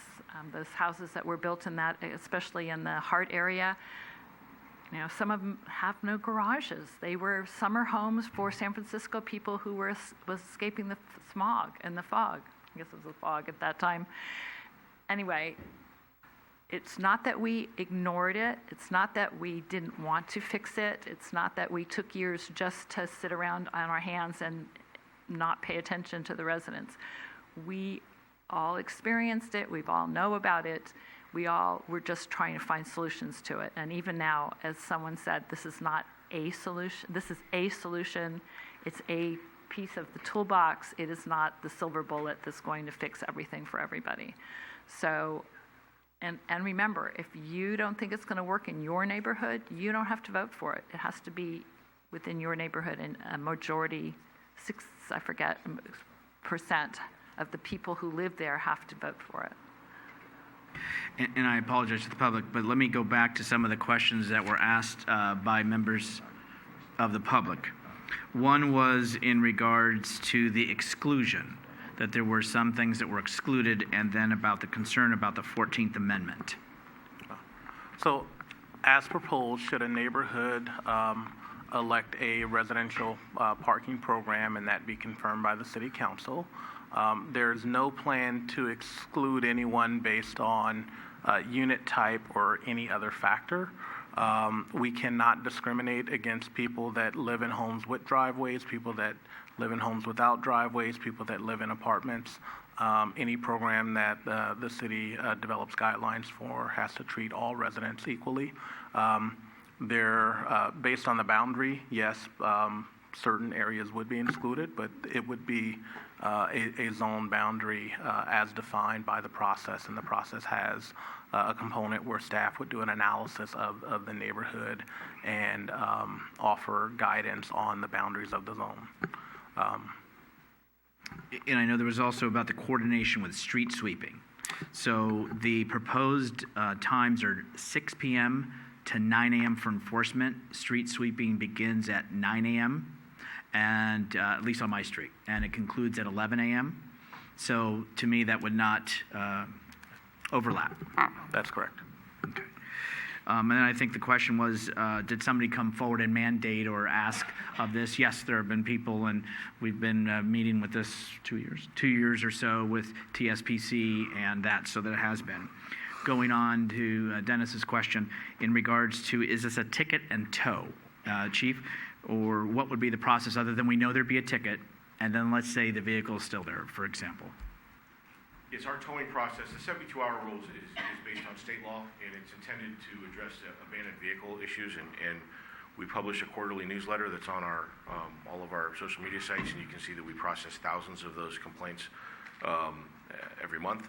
And I'll yield to the city attorney if he has any exception with my explanation. But the 72-hour requirement is state law, and we have to abide by state law in order to impact those. So we can't just take people's vehicles indiscriminately. We have to follow What you're the law. saying is we can't supersede state law. Yeah, that's theft. We'll be in trouble. But it's state law, so there's nothing we can do differently. Then why have permits? Okay.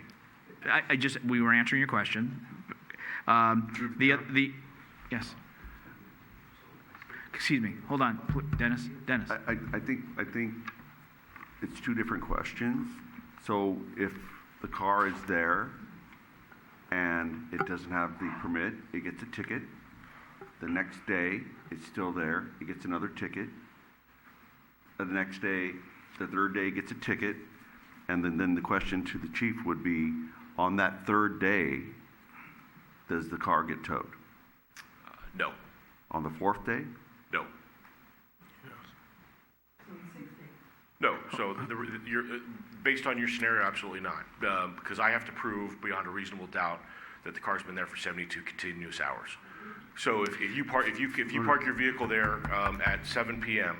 and you get a ticket, and then we come back the following evening and your car's still there at 7 p.m., by law, we have to show that we've marked that vehicle, we've issued a warning to that vehicle. So we'd have to literally issue a warning to every vehicle that we cited, and we'd basically be affixing stickers to every vehicle. So there are requirements that we have to follow in order to show that it's been 72 continuous hours that the car has not been moved more than 1/10 of a mile. But they would have 4 tickets on the window. That's true. On the fourth ticket on the window, wouldn't that be proof that they were there for 72 hours? There's more that does not meet the legal standard of we'd have to mark the car. We'd have to put a notice, a 72-hour notice on it. So that would require for us to put a 72-hour notice on pretty much every car that we take. Okay, all right. So by the 7th day, it would get towed. No? Yeah. I mean, so it's gonna cost a lot of money to be there. So I think what we're doing is we're. I realize this is a subject that people feel strongly about, and I will tell you that our investment into parking enforcement is lean in the city, and I think per employee we are much more productive than anybody else around as far as how we manage and process what are abandoned vehicle calls, which these are. There are two ways in which we address abandoned vehicles. One is we get a complaint from someone saying, hey, this car has been here and it hasn't moved. We go there and we mark the car, and then if it's an older car, we can read the odometer. If not, we have little ways to mark it that if we ever get challenged. This is a litigious process that we deal with, and there's some Fourth Amendment issues that we have to abide by. And then we come back 72 hours later. If the car's still there, we tow it away. The other is if a car looks like it's been abandoned, if it's dust, if there's weed, if there's trash is collected around it, if it looks like it hasn't been moved in a long time, then we will mark the car. That may take a couple, or it may take some time for us to realize that, because we can drive around the neighborhoods and not know that cars haven't been moved. I like to, I used to be a graveyard patrol police officer, and I'd work every night. And every night I'd drive through the same neighborhoods, and the same cars were parked in the same place every night. Because when I went home in the morning, everybody went to work, and they were working while I was sleeping, and they came back, and their cars ended up in the same place every night. So I saw every vehicle in the same place every night. And by that rationale, I say, oh, well, the car's there every night. It hasn't moved. So we have to show, beyond any doubt that car has been there for 72 hours. Most of the time, it's due to complaints. Occasionally, it'll be obvious to us that, hey, this car hasn't moved, and then we'll go ahead and mark it. So it's not that, hey, there's 3 tickets on the car, and we can automatically tow it. We do have to post a notice. We have to follow the 72-hour process to give those folks the opportunity to move the car. And it's no different than it is now with street sweeping. So they go by, they ticket it.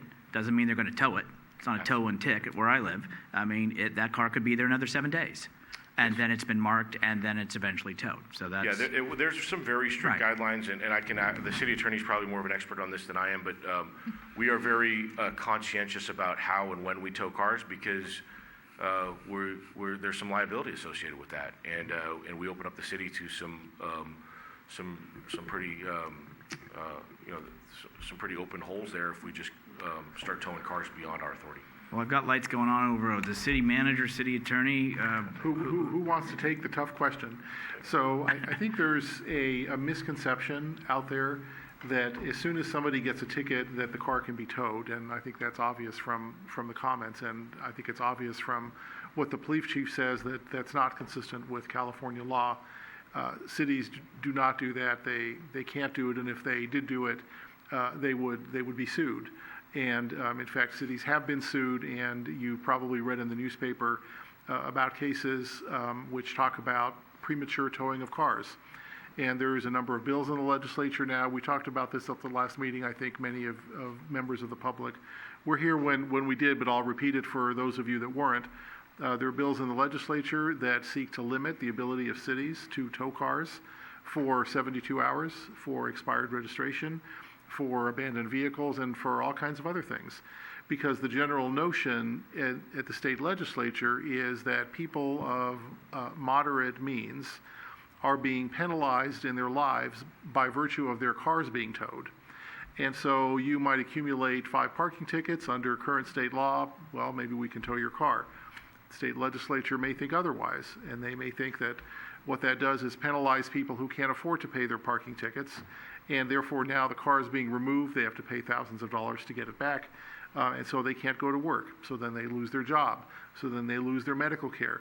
These are the cascade of events that your legislators in Sacramento are considering when they're talking about reducing the ability of cities to tow cars that are parked for what legislators consider to be minor traffic infractions. So the city is doing the best it can to review a program, enforce a program, but do so consistent with state law and with what we anticipate state law is going to be, because there are a lot of people out there who don't want their cars towed. And there are a lot of lawyers out there who will represent people who don't want their cars towed. And cities are seeing the results of that litigation, unfortunately. It's very expensive, but as the chief said, there are Fourth Amendment violations. It's a constitutional violation. The city can be liable for large damage awards and paying the attorney's fees of the attorneys who represent the individuals who are suing. So for one tow, might cost $1,000 to get the car back. You might end up paying a 6-figure settlement. So these are the things that the city does have to work within, and if you don't like what the state legislature is doing, I would encourage all of you to go to Sacramento and tell them that, because they are reducing the ability of cities to take enforcement action. And the only thing I would add to that is the way we manage and process abandoned vehicles, and that's what the law calls them, abandoned vehicles, is not unique. We do it the same as every other police agency in the state, just so we make sure that we don't open ourselves to the liability that the city attorney mentioned. City manager. Sure. I just want to say 2 things. The 72-hour abandoned vehicle law is totally separate from a residential parking program and any ticket that's given under a residential parking program. And so I just want to make that clear. And the other thing I want to say, because it was mentioned, is a residential parking program does not guarantee you a spot to park on the street. What a residential parking program does, it regulates who can park on the street and attempts to limit the number of people who can park on the street. And so yes, should a program be adopted under the proposed structure, the first permit would be free, the second permit would cost $50, but it is no guarantee that you would be able to park in that zone or in front of your house. And I think there's sometimes a misnomer about that, so I wanted to make that clear. Okay, and I think there was also the question of if it were electronic and it wasn't a visible tag, then in essence, a person who may not be as familiar with the neighborhood or those, then how would one know to report it or not? Sure. And so the precise mechanism of the permit has not been decided. When we talk electronic, we are either talking about some sort of transponder or the program being a LPR license plate reader-based program. There's also the option to have permit. There are pros and cons of all of them. Some are more efficient, some are more labor intensive for people to get the permit and then renew it once it expires. But the specific question that was mentioned was, well, if there is not a physical permit, how do I know that that car is able to park in my neighborhood or in this zone? If there is not a physical permit, that would be one con, is that a resident may not know. You could also say that if a resident sees the car that's not moving, they can call the police and report that. So yes, if there's not a physical permit, that would take that ability away from a resident to sort of be scanning cars or see a car and call and report it. But we would be having enforcement. Again, it wouldn't occur throughout the night, but it would occur during the period. And a non-physical ticket or an LPR or a transponder makes that enforcement a lot more efficient, so we can cover a wider area at a lower operating cost and potentially have a better result. And so there are just pros and cons of all the models. Okay, and then I think one of the last questions that it asked too was, okay, it's listed as 6 p.m. to 9 a.m. However, I get home at 5:15 and already there's a challenge. So how did we come up with maybe that time element? So what I would say is there's no perfect science around the time. We went back and forth with staff as we were analyzing it, and there was a survey done by staff in 2018 when they went and assessed a number of neighborhoods. But the reason why it is 6 o'clock, not 5 o'clock, is in neighborhoods that have commercial activities. Those commercial activities, or an employee of that commercial business may still be there around 5 or 5:30. And most residents would likely be arriving home about 6 o'clock, and that's when sort of the critical mass of the parking being consumed within the neighborhood would occur, is in that 6 o'clock area. The other thing, or beginning at 6 o'clock, the other thing that we talked a lot about is frankly the enforcement cost. The more hours that it's in effect, the more hours we would have to enforce it. And so we felt that really addressing the evening throughout the night and into the morning was the most ideal time. But should council desire to change that, we could. Thank you. And Irene, were you concluded? Okay, I'm sorry. Laura? Mike? Can you go back to slide 5 in your presentation?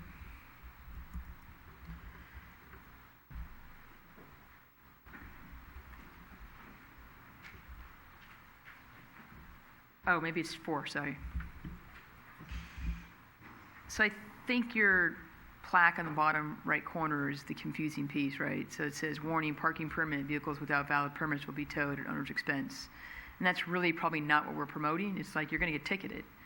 I mean, the parking permit program is about ticketing vehicles. And I think it took us a while to get there, but I think what we're saying is towing a vehicle is really about abandoned vehicles, right? Those vehicles that are stolen for robberies and then left abandoned somewhere else, or a vehicle that's just simply abandoned, not working, and growing weeds underneath the tires. So is really that is that what we want to? Maybe that's the confusing. It's confused me. I was stumbling along this process as well.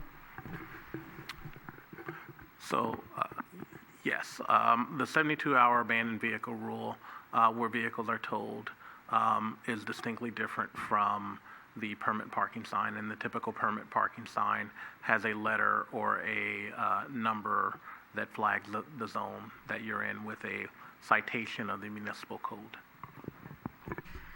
So, and I'm sorry, Councilmember Davis, if I could just add to that, I think that the depiction is similar to the signs that exist on private property.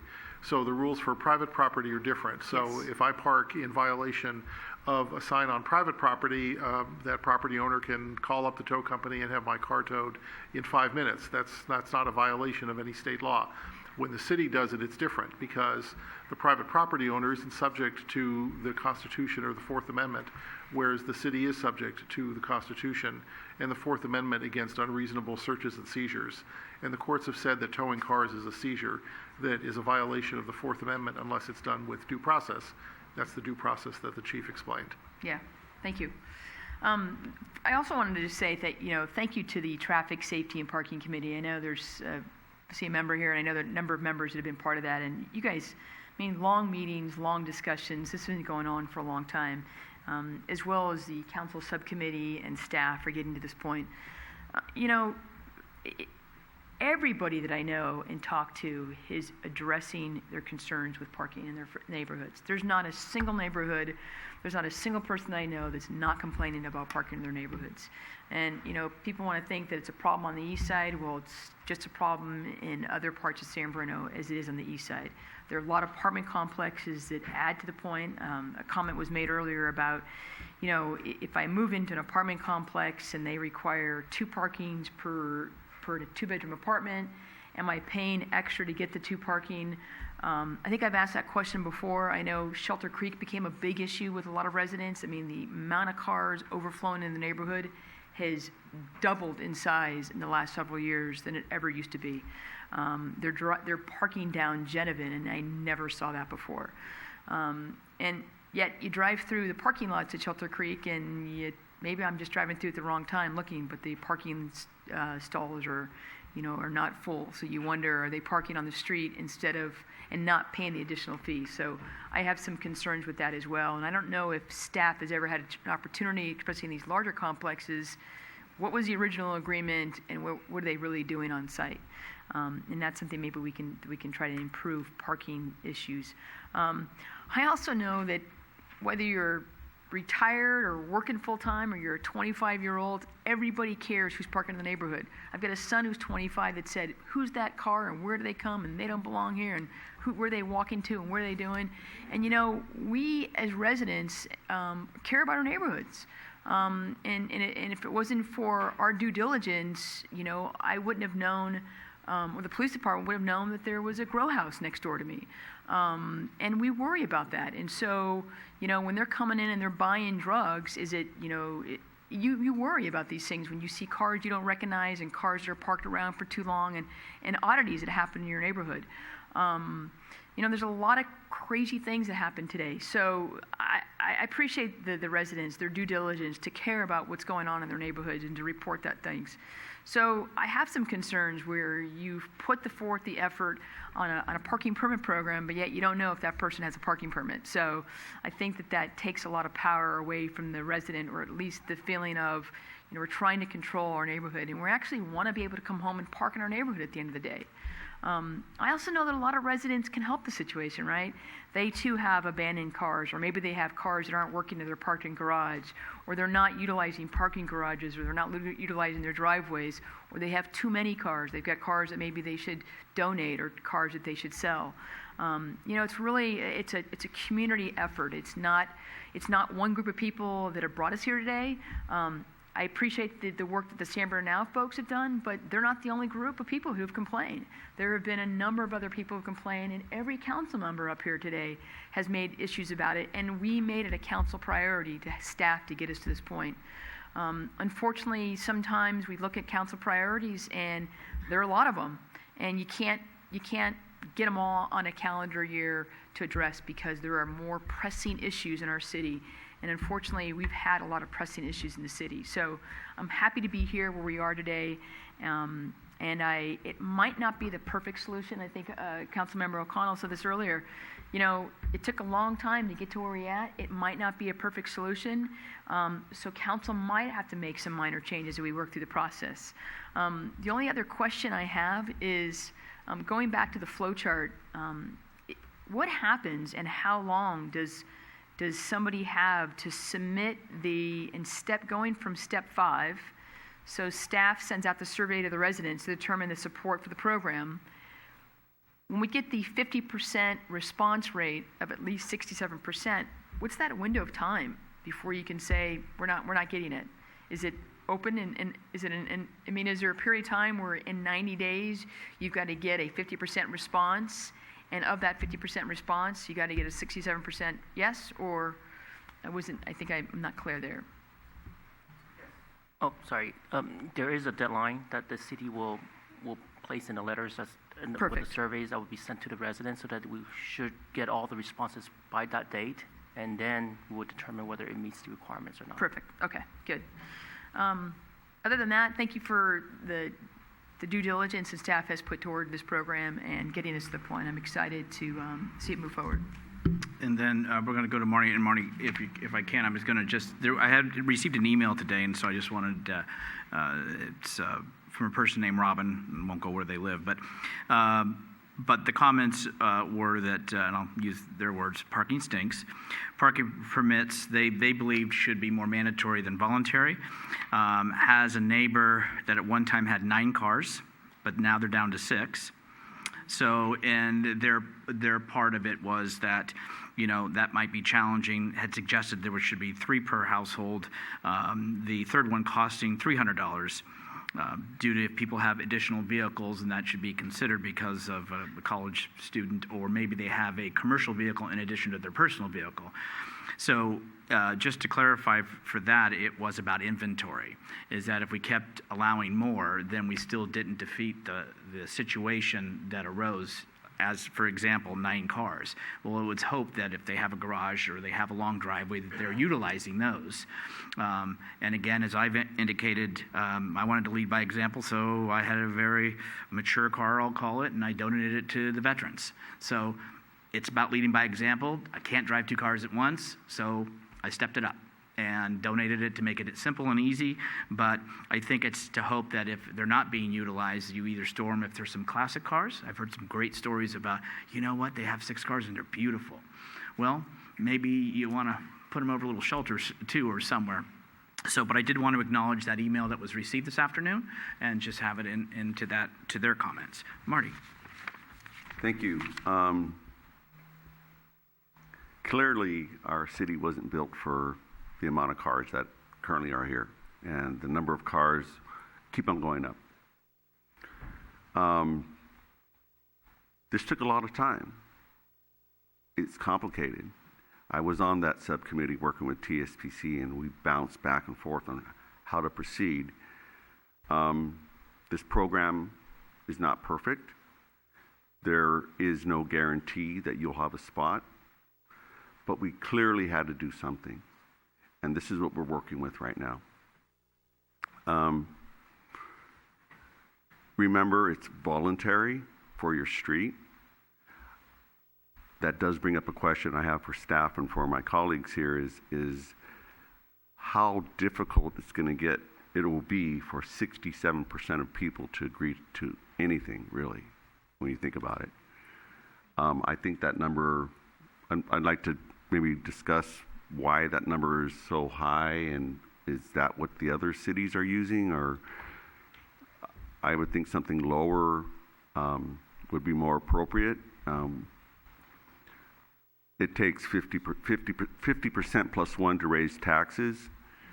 It takes a supermajority to change something very significant in the law. But this, I think we may have a bar that's set very high, and what happens if we're at 63%? But 50% is, I think we kind of all agree that that's kind of how it normally works in your house or in many other areas. But I also understand 55 may be, people are going to change their mind. But it seems to me that 67 is pretty high. Well, hold on. Yeah.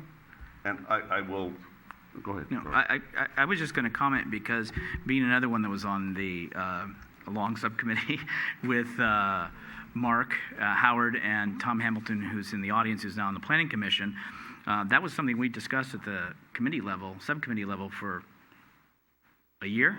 Too long? I'll give you that one. Too long, and our concurrence with Step Forward, which we went to the TSPC, which was our recommendation, was 67. When I say ours, our concurrence was the 4 of us said 67.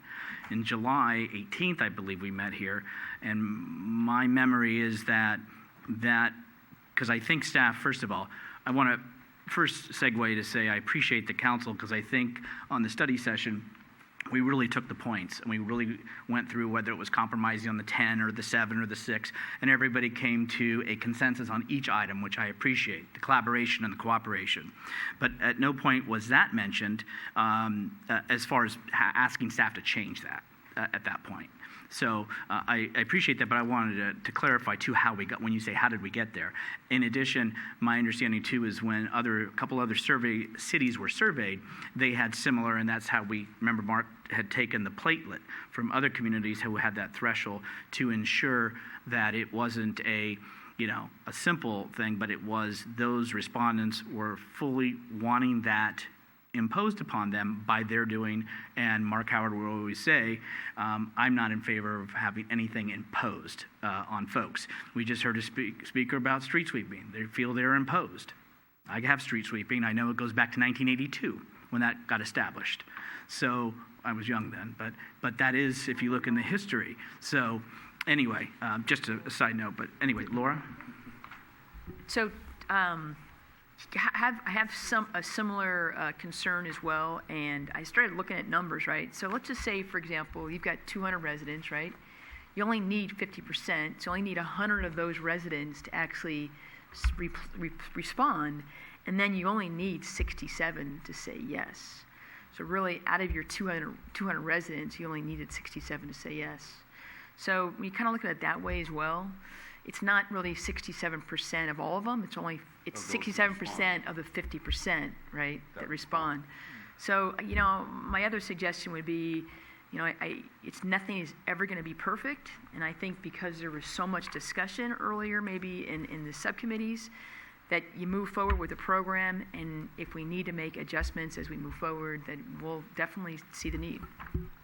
No, I agree. And it's just, the more you think about it, the more I was thinking about it of that 67%, I was thinking that's a kind of a high number, but we didn't talk about that, and I wanted to share that opportunity to hear from my colleagues.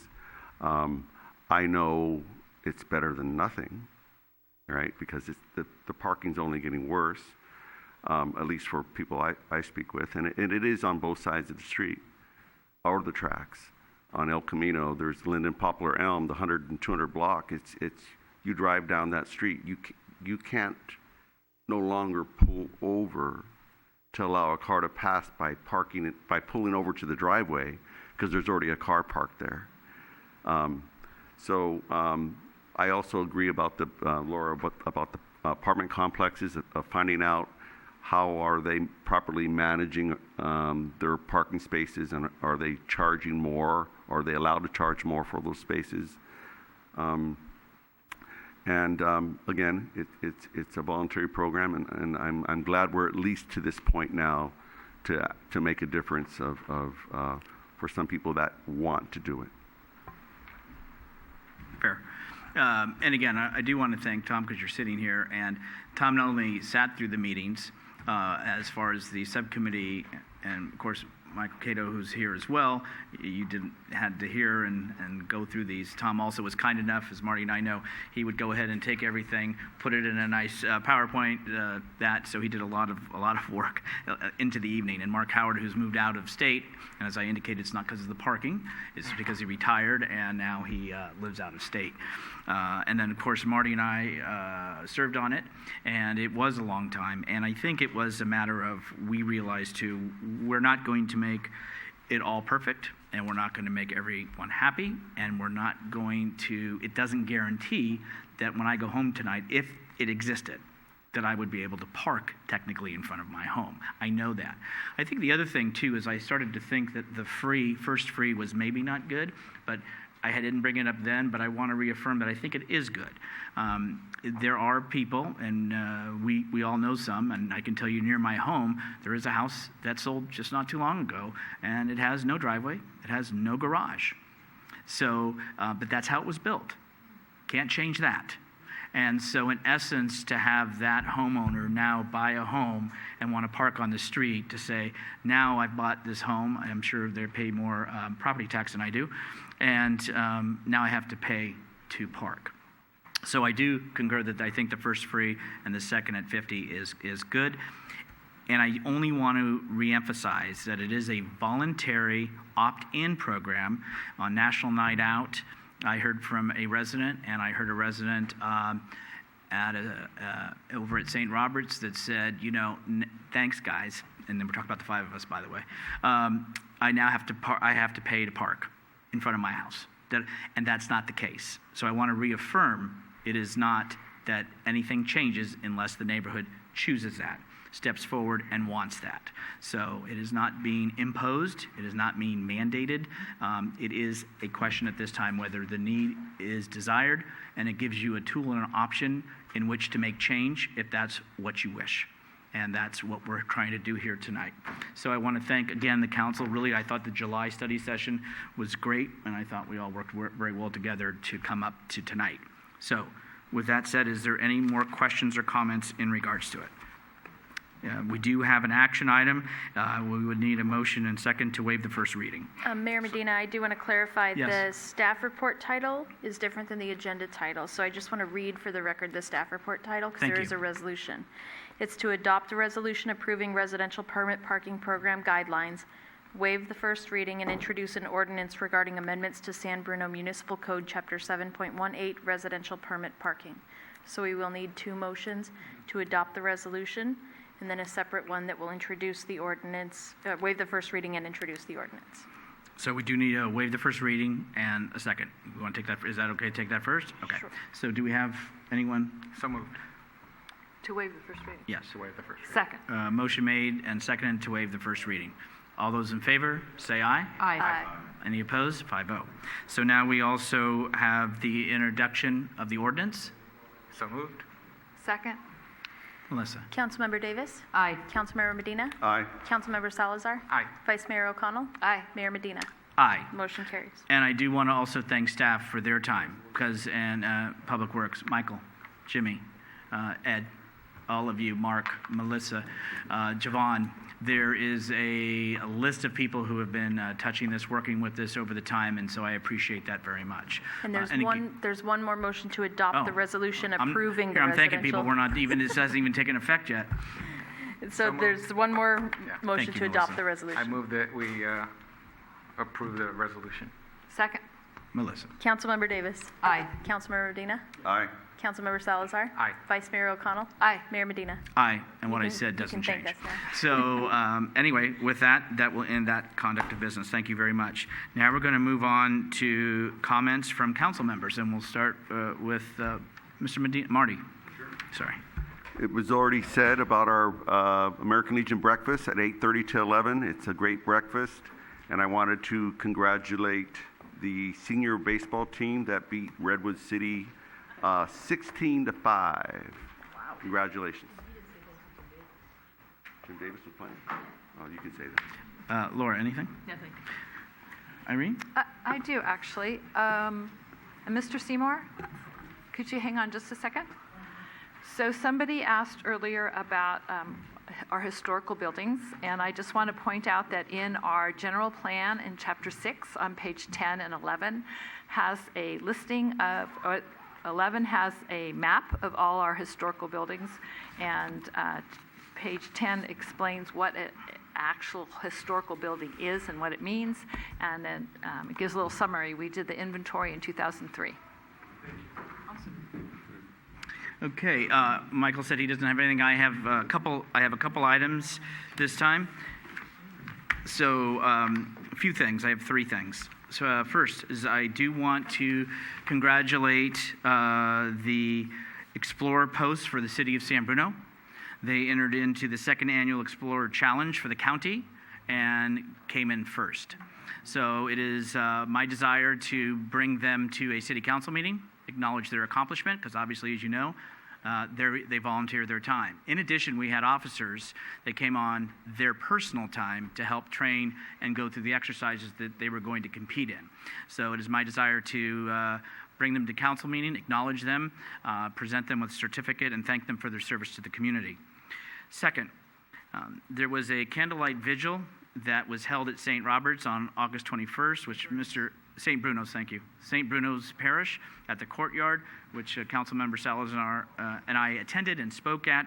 And basically this was about coming together against violence for all that this nation, this county, everybody faces and sees on a daily basis. Prior to that, the city goes to a bi-monthly mayor's managers meeting, which the city hosted, and we'd already had on the agenda to speak on this, and we had a presentation. These are cities that meet from Daly City through to Burlingame. And it's about United Against Hate. This also was presented at the California League Cities Dinner by another mayor from another city, city of Millbrae, and it was to gain interest for a program that we had a speaker on that talked about having communities come together and about making a point. They do this on the East Bay, and maybe in our county we need to do the same. I think it's about something that, irrelevant to what you believe, who you vote for, where you pray, I think everyone would stand and say, yes, I stand against hate. We need to be more tolerant and against violence. So I am proposing, and I already have 2 mayors from other cities and with this county, to move forward and try to engage this county as a whole, to celebrate and to acknowledge the November 17th through the 23rd as us and others standing against hate. And I think people need to stand up and let their voices be heard in a positive fashion that make a difference. And there has been enough of this, and we read it on the news, and I think we become desensitized, and I think we need to ensure our youth are good and that our communities are strong. So I'm going to be asking for this to come back, and that for this city to help spearhead within the county with 2 other mayors that have wanted to step forward with this. And unless there's any objections, I have a little handout for you. But I think it's something important in light of what goes on in this world today. So with that, it concludes the business at hand. And we'll go ahead and adjourn the meeting, and the next regular city council meeting will be held on August 27th, 7 p.m. right here at the San Bruno Senior Center. What did I say August? I'm sorry. September 10th. Thank you. And everyone, enjoy the rest of your week. Be safe.